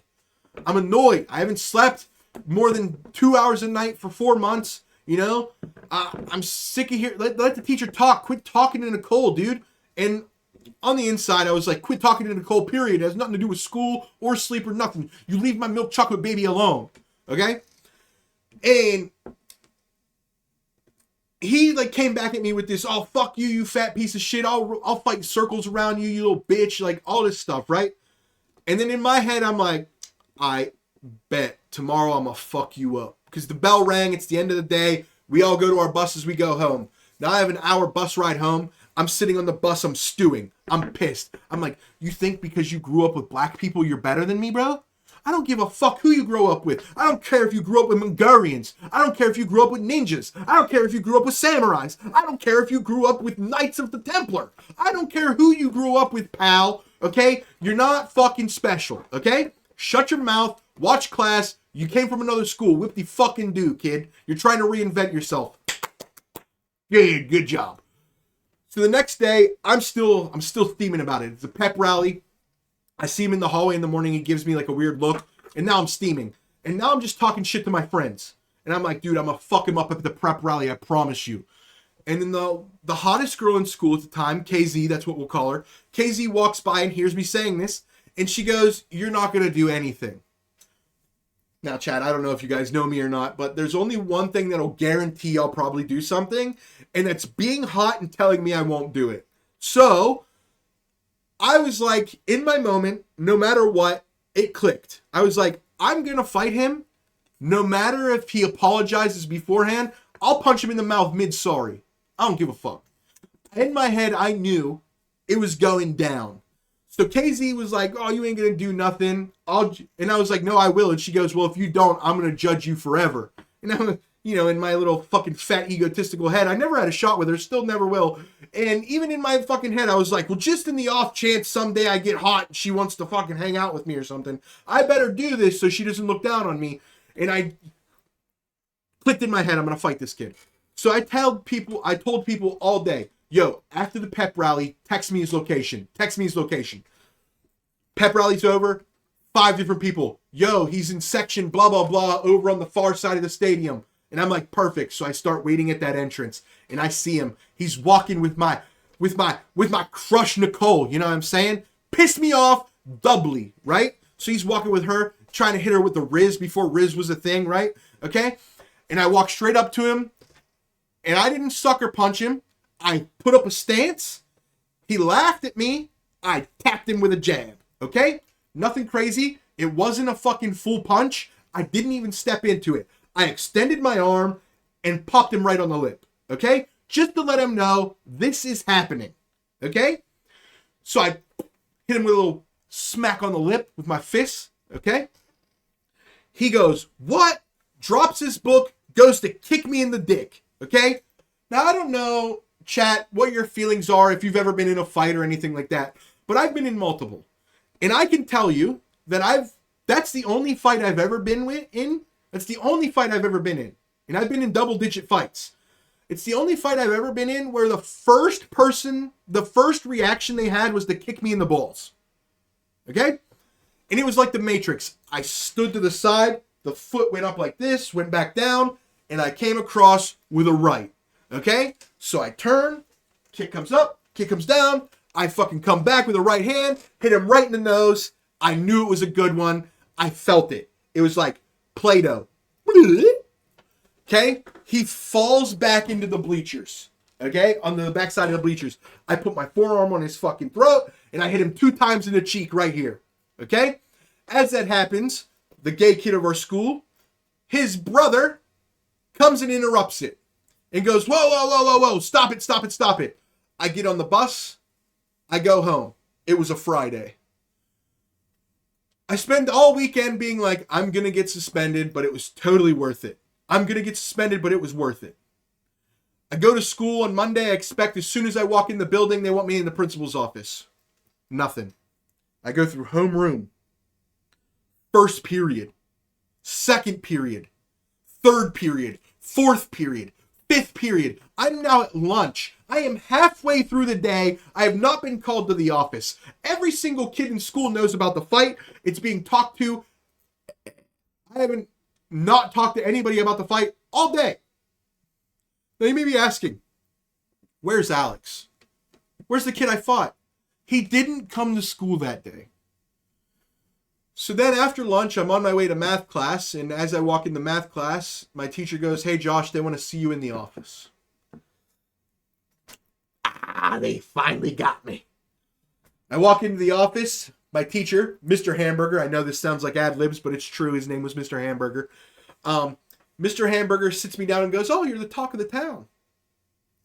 I'm trying to play dumb, I don't want to get suspended. I'm like, oh yeah, why is that? He goes, because you fought somebody. And we have it on videotape.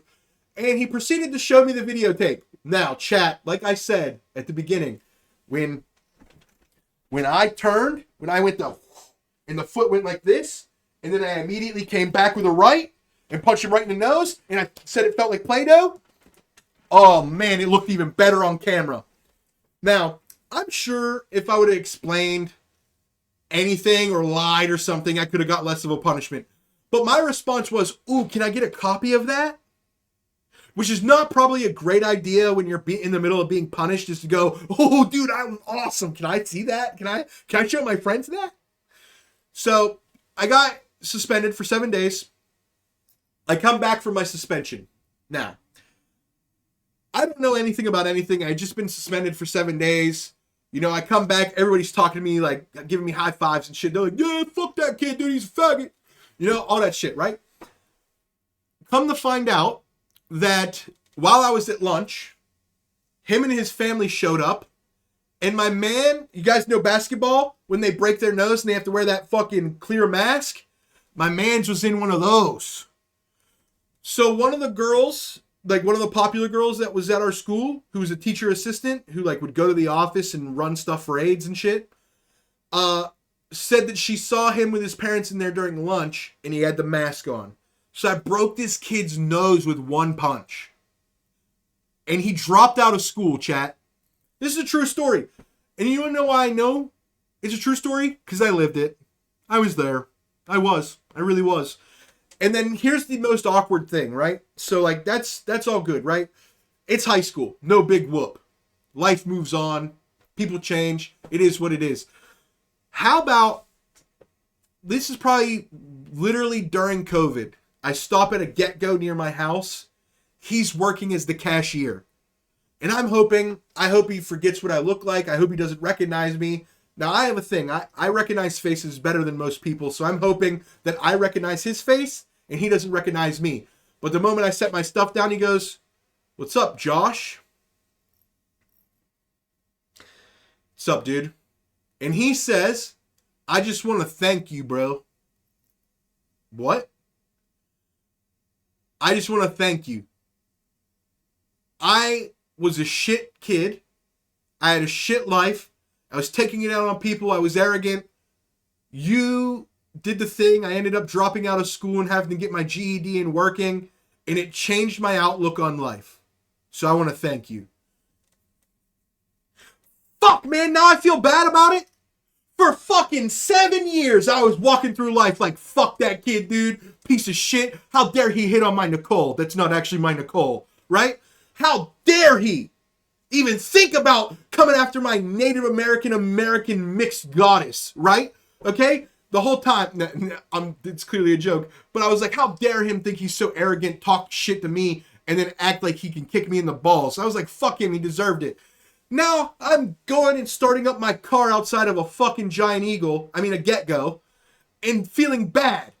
Now here I am fucking, god damn it, maybe I shouldn't have beat the shit out of this kid. God damn it, what the fuck? Don't thank me for beating you up, god damn it. I still want to be angry. I want to feel in my heart I did the right thing. And now I can't feel like I did the right thing because you start telling me about how your life was shit and then you had to move and all this. Hey, bud, ring up my Dr. Pepper so I can get the fuck out of here, pal. Because I don't want to hear your sob story. I'm trying to still hate you. You know what I mean? God, dude. And I still never even told Nicole I liked her. It's unbelievable.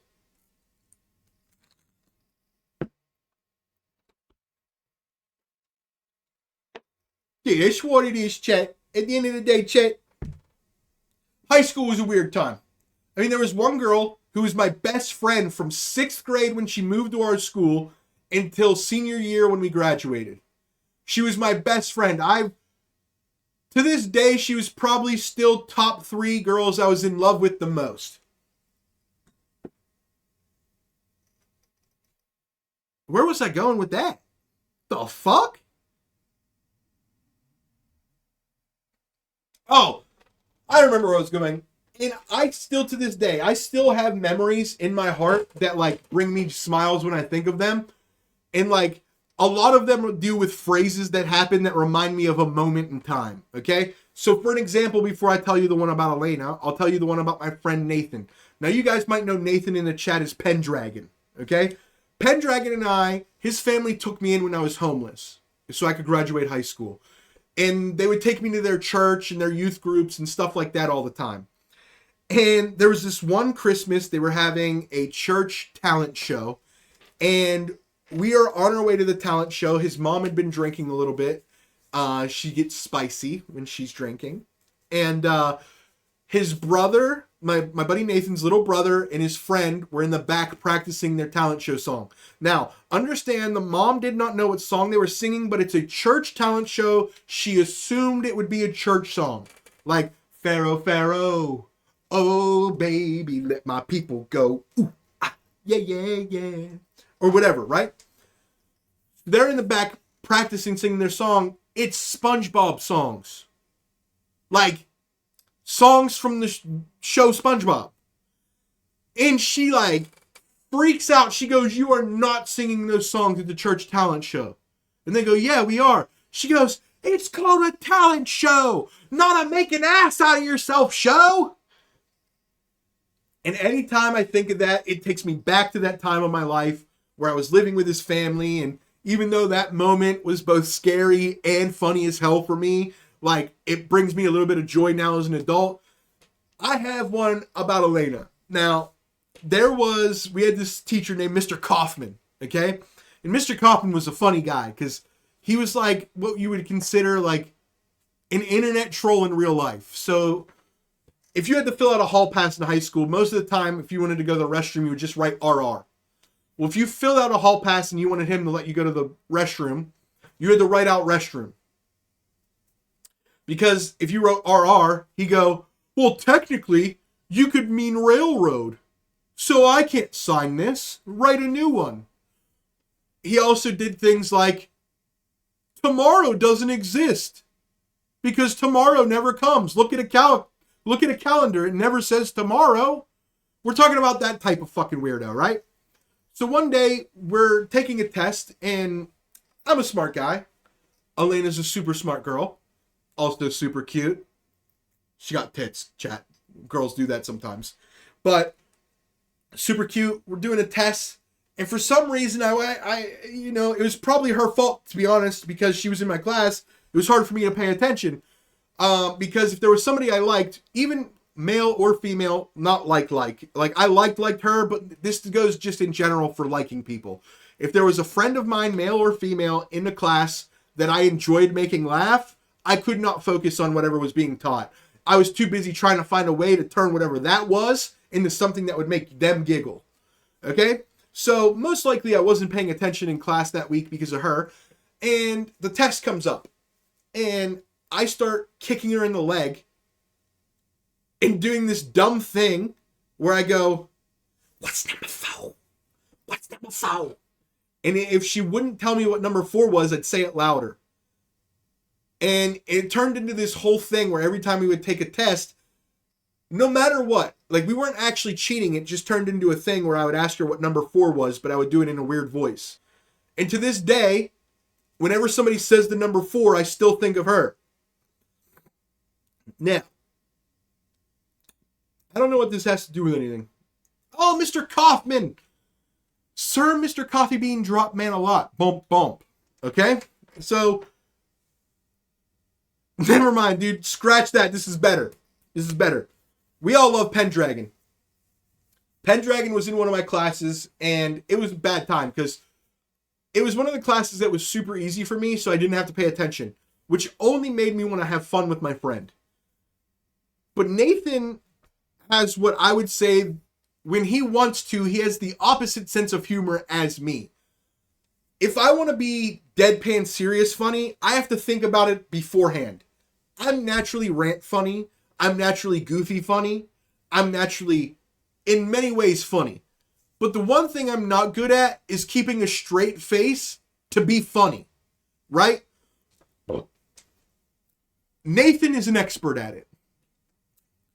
There was a time we had this social studies teacher, and she was kind of a bitch. But she liked me. Did not like Nathan. But me and Nathan were sitting next to each other, and I'm not even joking. This is how it went down. We're in the middle of taking a test. Everything's silent.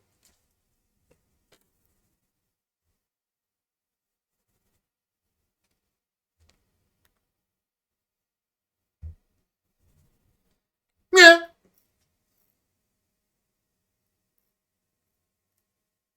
That's Nathan. Just screamed out, "Yeah." Okay. Still, he's just like this. He goes, "Yeah."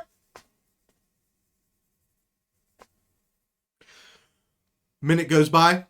"Yeah." Second time, teacher goes, "Nathan." So, understand that in the pause, there's a teacher saying Nathan. I can't do the acting well if I have to do the Nathan part for him, for the teacher, right? Just understand that in this pause, there's a teacher saying Nathan in a disapproving tone. Yeah. What? What? Yeah. What? What are you talking about? I don't know what you're hearing, but it's not me.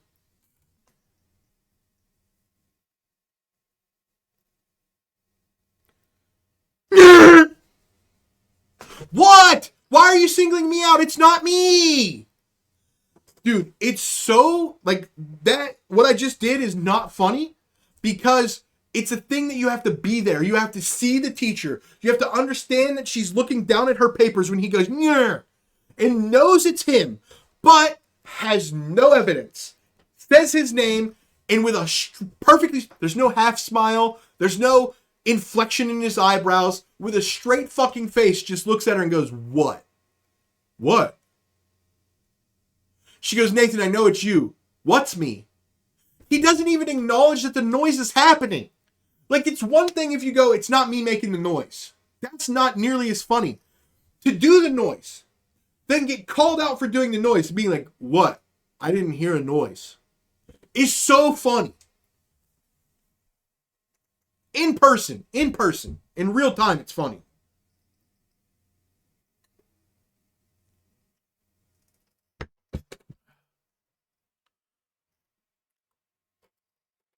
Let's see. What else do we got, dude?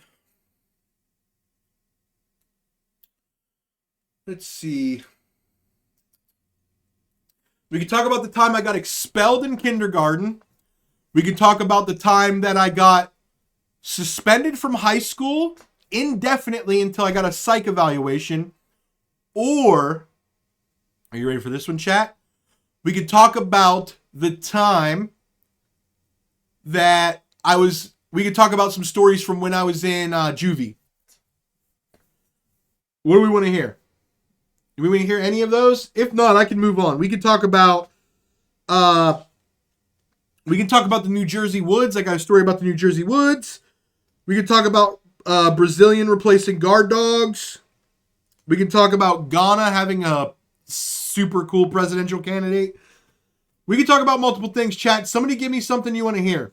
Do you want to hear a story about me getting expelled from a school when I was in kindergarten? Do you want to hear a story about how I got suspended from high school indefinitely, barring a mental evaluation?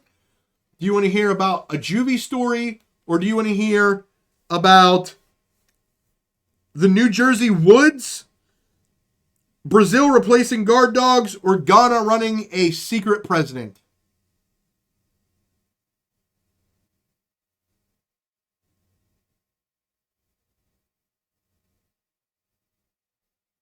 Any takers?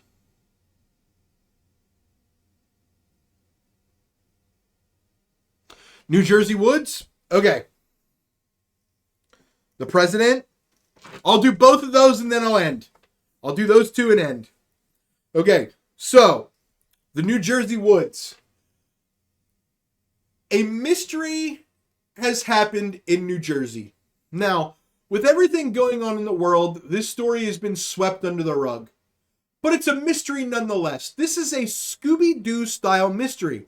It's not important to the grand scheme of the world, but to this small town, it's such a mystery.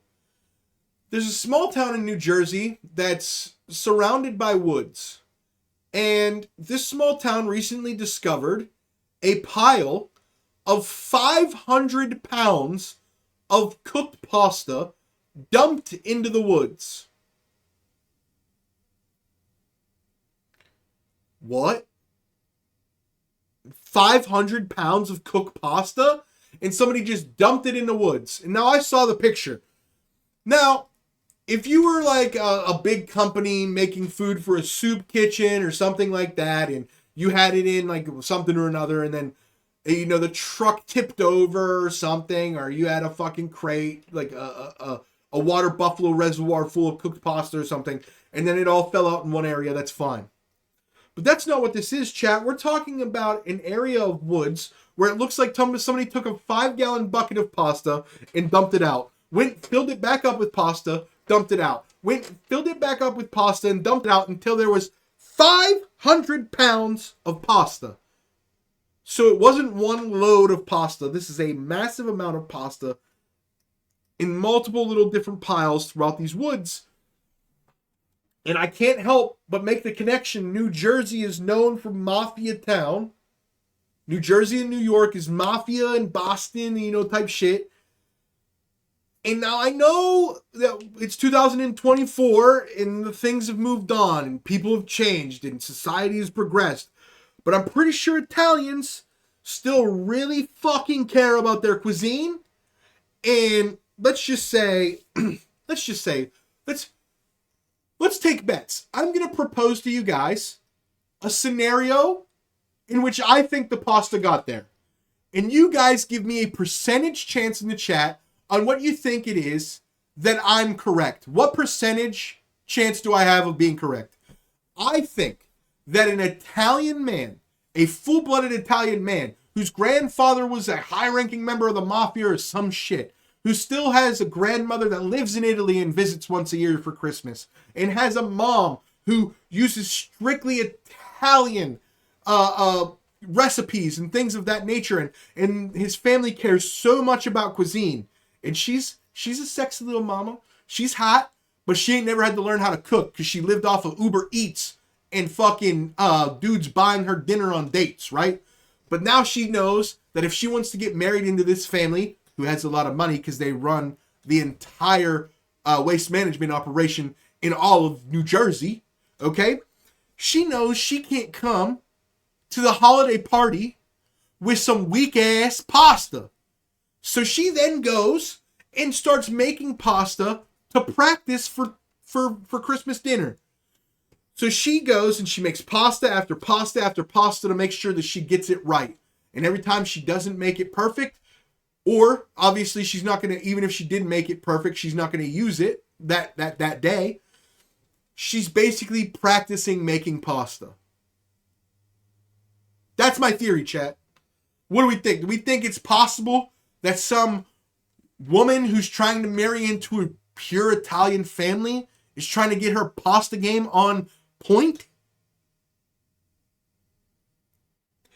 Do we think some little New Jersey princess is trying to practice to get her pasta on point to marry into a proper fucking Italian family because her husband wants to propose, but the pasta just ain't hitting the spot? You know what I mean? That's why it's called a wife beater and not a white beater, because it's actually named a white beater, but they call it a wife beater because Italians would walk around all motherfucking day in a wife beater, and then they'd get home, they'd see their wife, she fucked up a proper red sauce, and then beat their wife. Bitch, you fucked up the red sauce. It ain't got enough garlic. It ain't got enough oregano. It ain't got enough Chilean spices, you dumb whore. And that's why it's called a wife beater. I know Italians have a big family, but 500 pounds is still a lot of practice pasta. What type of pasta was it? That's a good question. The type of pasta it was regular spaghetti, and so the areas is spaghetti. You're right and you're wrong. So I don't know what the spaghetti would be called. I think it's called thin spaghetti, but it's the diameter between angel hair and regular spaghetti. So whatever the speck of regular spaghetti is and whatever the speck of angel hair is, find somewhere in the middle. That's the pasta she was making. They were making. Maybe they're non-binary. Maybe they can't figure out anything. Maybe their gender is impossible to figure out, dude. I don't know. Maybe they're just so distraught because they don't know what gender they are. They can't stop making pasta to keep their mind off of it. Maybe Twitter has them confused. Maybe they think they need to chop their dick off, so instead they just make a bunch of wet noodles and dumping them in the woods. We don't know what's going on in this country. Maybe they're dumping off the noodles in the woods as a tribute to the Palestinians. We don't know. There are migrants coming in this country every day. Maybe this person knows something we don't. Maybe Greg Abbott is about to ship a bunch of migrants to New Jersey. And if that were the case, they would need something to eat. And much to their dismay, there's no food in the city because nobody gives beggars money anymore. But if they stumble into the woods, it's a fucking smorgasbord of pasta for those immigrants.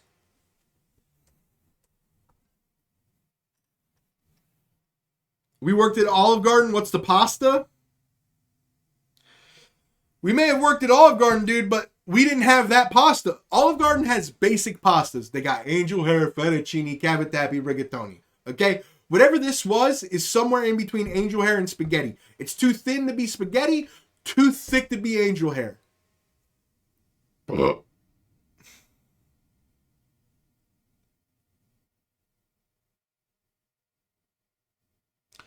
All right. And then we will talk about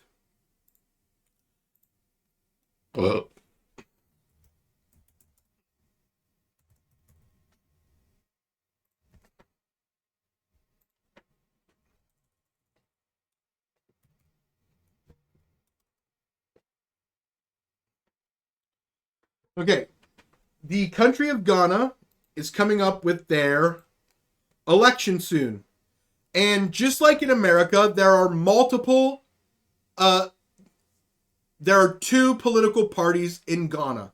Now, let's just say in America, let's pretend something. In America, we have our two political parties, and then we have the independents that get like 1/12 of the vote, right?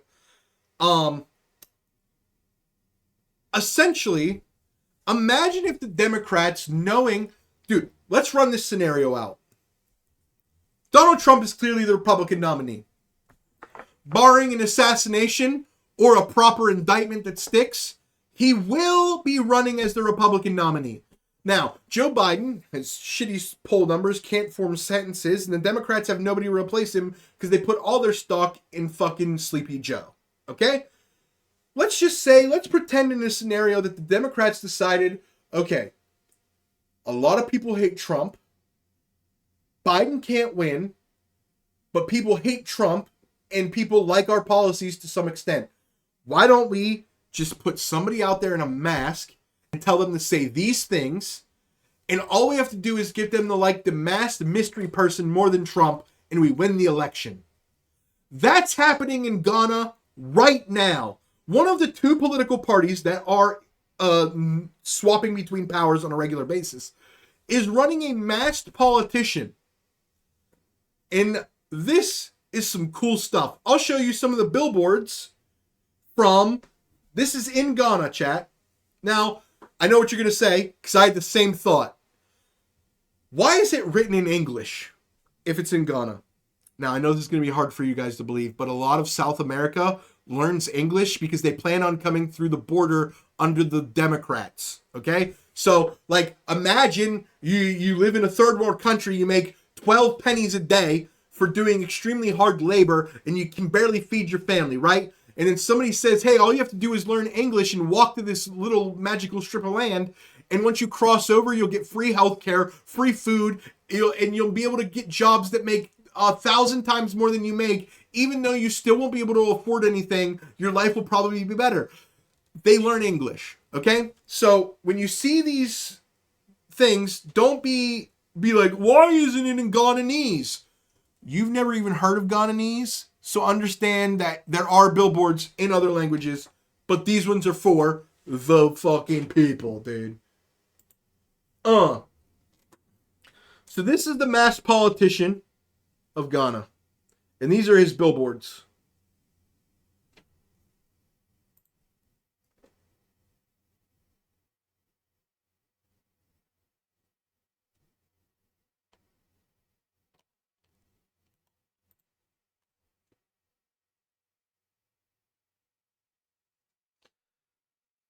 Yeah, chat.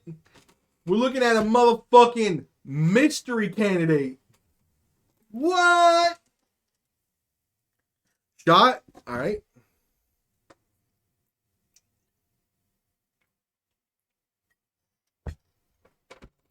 All right. We're going to end it on this. All right. Last week I said I was going to do a new segment where I do two different jokes. A silly little dumb joke and a more complicated joke. Unfortunately, chat, I don't have a dumb little silly joke. I couldn't think of one. And the main reason I'm having trouble thinking of a dumb little silly joke is because every time I do think of a dumb little silly joke, it's either already been done or I automatically assume it's already been done and I forget it. So twice this week at work, I thought of a joke and I was like, ooh, I'm going to have to write that down when I get home. And then I get home and I think to myself, fuck, what was that joke?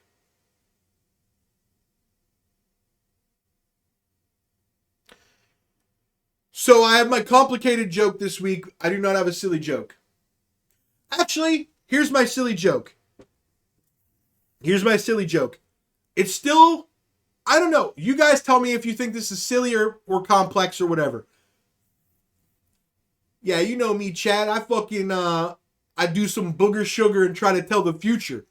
Call me Nostradamus. Okay? We'll call that one the dumb one. It's a joke that I have in the ticker, but I haven't said it. Now, here's the complicated joke that I'm going to have to explain afterwards. How's it going tonight, everybody? My name's Josh.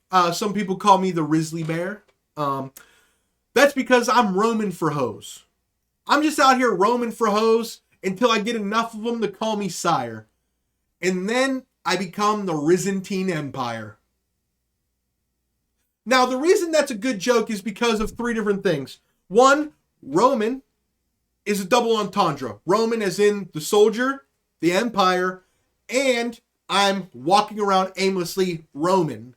Okay? I'm Roman for hoes. Okay? So the double play here all comes down to Roman.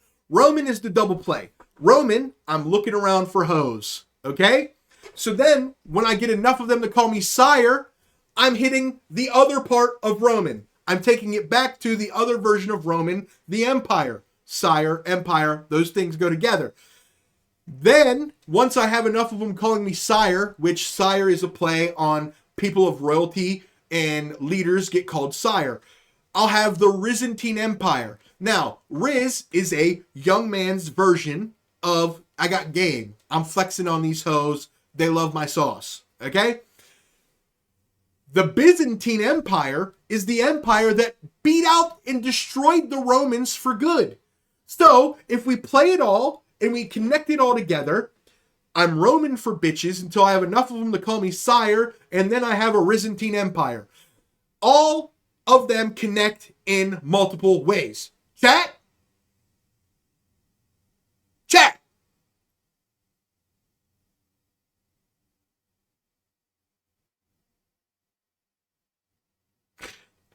The problem with that joke is you have to have an extensive knowledge of Roman history for you to understand how good the joke is, and that's what sucks about being me.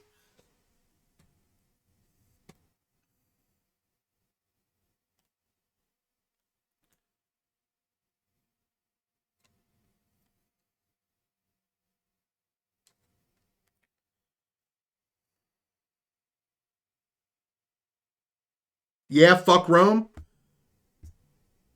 Oh. How would I do that though? Hold on.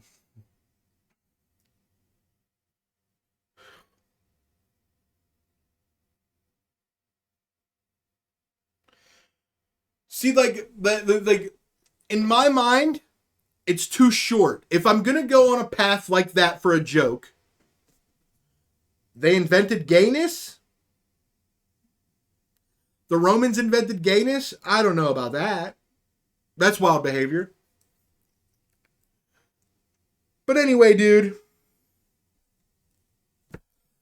Anyway, all I know is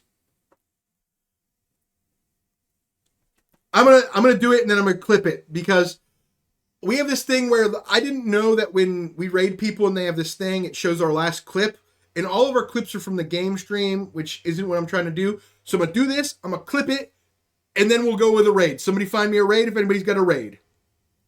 Well, I guess the Greeks, but same thing. Well, no. Greeks and Romans are completely different. There's a whole reason they fought for hundreds of years. Now, anyway.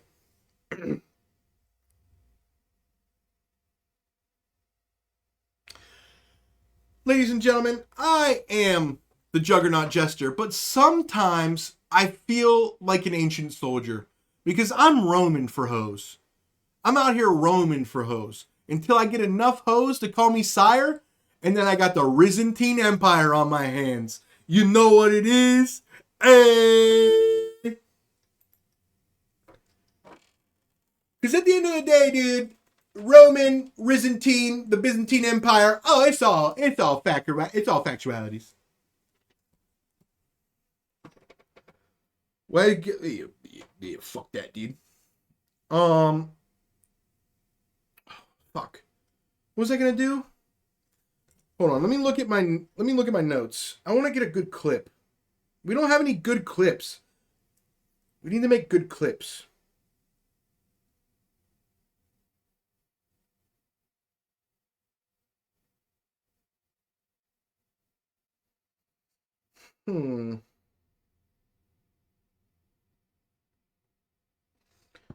What was one of the fucking things from last week?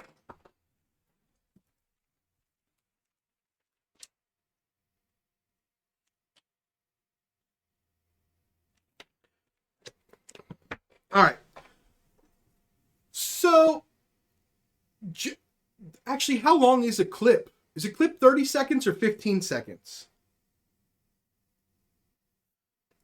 Does it say? I don't know. All I know is... Oh my God, my eye. Oh my God, my eye. Chat, all I know is, let's pretend Bidenomics, right, isn't doing so well, okay? Bidenomics isn't doing so well, even if you're not listening to what the Biden administration is saying, because they want to push down your throat that it's doing well.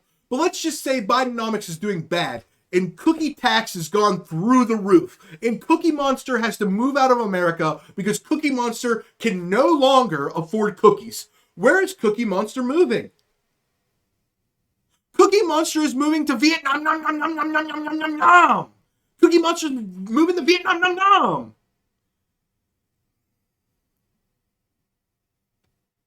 Do you know why old people use the term whippersnappers? Jer, are you fucking trolling me right now, dude? I had that joke, well, a version of that joke, on the ticker for 2 months. You never mentioned it. Now that I took it off the ticker, you want to bring it up? Like it's funny? You fucking kidding me? I've been on whippersnappers since before whippers were snapping. You know what I mean? Before people was out there actually snapping whips. Oh. It's unreal, dude. Fuck, man. Oh, dude, all I know, dude, is my pap. Dude, like, I don't know what it was. Maybe I was just a dumb suburbanite kid, right?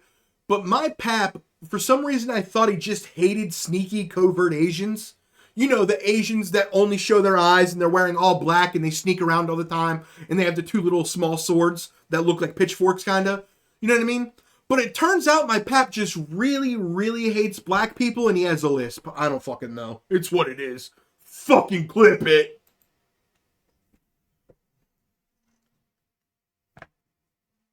Whippersnappers? Oh, I didn't have my glasses on.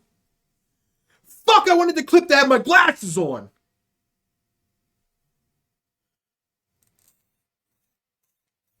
Okay, I'm going to end the stream after this. But somebody give me a short joke that you guys like from the stream that I can retell and just make it a clip. That way when we raid other channels, that's what'll pop up instead of me getting shit on by some kid in Fortnite and me going, "Ah, your mom brushes her teeth with semen." You know? Like, don't get me wrong, it's my favorite one. Don't get me wrong, whenever Don't get me wrong, whenever a small child beats me in the game of Fortnite, I love screaming at the top of my lungs, "Your mother brushes her teeth with semen!" And she did that because she loves it. It's my favorite insult, but it's not going to get me anywhere I want to be.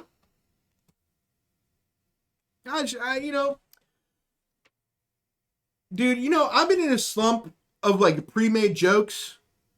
My mind's been working really good on the fly, but pre-made jokes I've been struggling, to be honest with you. It's like, what the fuck's going on, dude? And this paper rips. Fuck yeah, that's good. All right. If we don't have a joke that I can turn into a clip real quick, I'm just going to go ahead and call it. We're already 20 minutes overdue.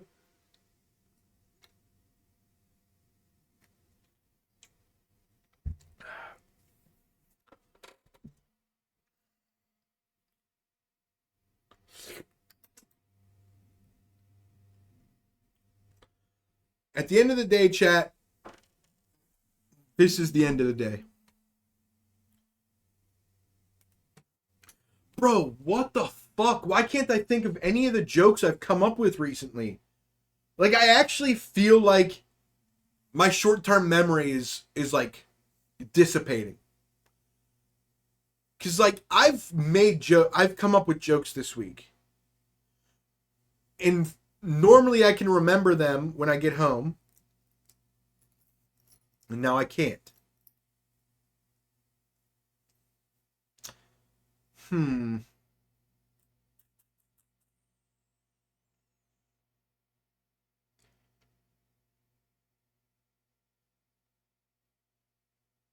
All right. Well, that's that. Impaired? Yeah, probably.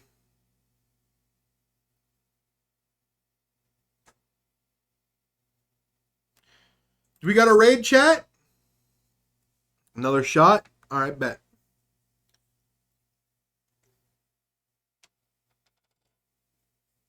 You know what? I got an idea.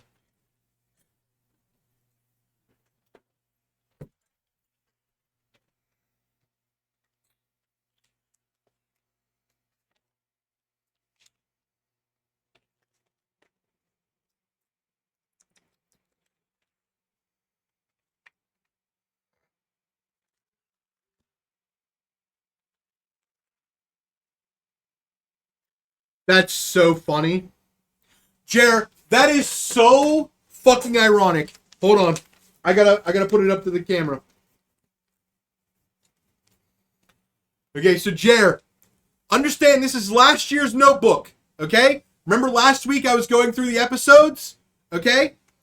This is what I have written on a page after last year's February episode.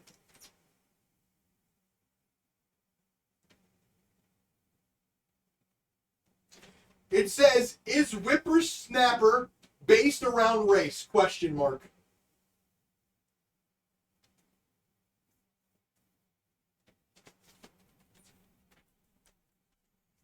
What are the odds? What's brown and sticky? A stick? Oh, shit, okay. Here, we can make this into a clip.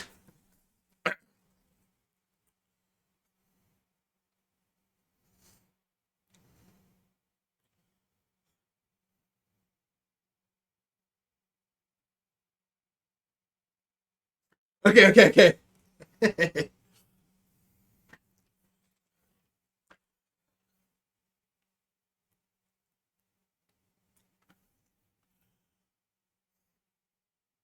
You know what, chat? I'm tired of being a single man, so I think I'm going to make a Twitter profile. And now I don't know which one of these I'm going to use, but I do think that all of these would be a good intro to a Tinder profile. Yeah, I'm big, so what? Titanic was big and everybody still got wet. Wink, wink. I can solve a Rubik's Cube. You think I can't solve your box also? I'm like a dictionary. Add me to your life and you'll never be at a loss for words. And at the end of the day, I'm like a real estate agent. I'm like a real estate agent that's specialized in friend zone properties. But I'd like to buy a home in your heart. Fuck, dude, hold on, let me do it one more time. Because I paused because I had to reread it. I'm gonna get rid of the... Okay. Jer, how long is a clip? This is pissing me off. How long is a clip? How long are clips? When I hit the button, clip that, how long does it take? Does it take 30 seconds, 15 seconds, 45 seconds, a minute? What's going on? What is a clip? I need to know how long to go for. I'm just so sick of every time you give me a good raid, and then we raid them, it gives me some, it pops up on the screen, check out Hurricane of Thoughts, and it's some clip of me getting shit on by a fucking sniper kid from 400 meters away through a wall. 30 seconds? Okay. I'm getting fucking amped up about this goddamn clip shit, dude. I just want to have a good clip, so when we raid people, we don't look like retards.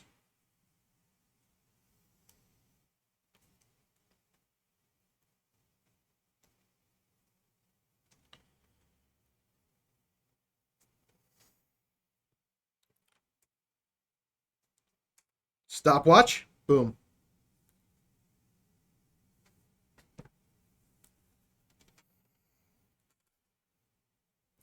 You know, chat, I don't really know if I'm meant to be alone, but I do want to make a Tinder profile. Because imagine these as my headlines. Yeah, I'm big, so what? The Titanic was big, everybody still got wet. I'm a real estate agent that's mostly specialized in friend zone properties, but I'd love to buy a home in your heart. And if I could solve a Rubik's Cube, I could solve your box too. So let's get busy, lady. Hey, Macarena. Fuck yeah, dude. Nailed it. Now we can move on. I have a fucking good clip. Jared, go watch that clip. Tell me if it's good so I can end the stream. That was aggressive. I apologize. Jared, if you could, please go watch that clip and tell me if it's good. I'd really appreciate that, sir. Please, and thank you.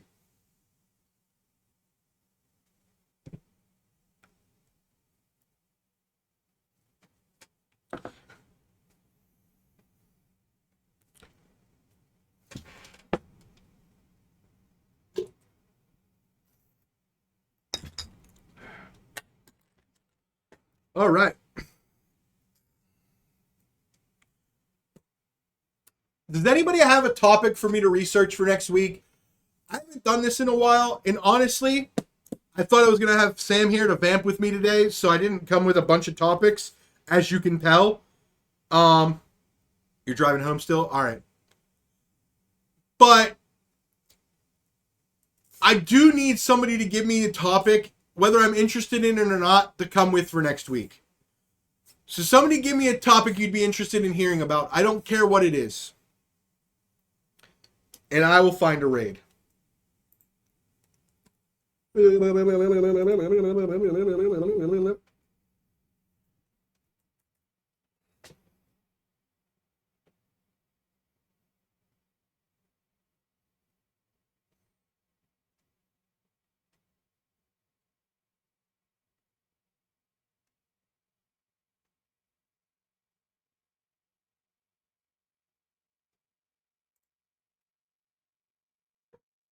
All right.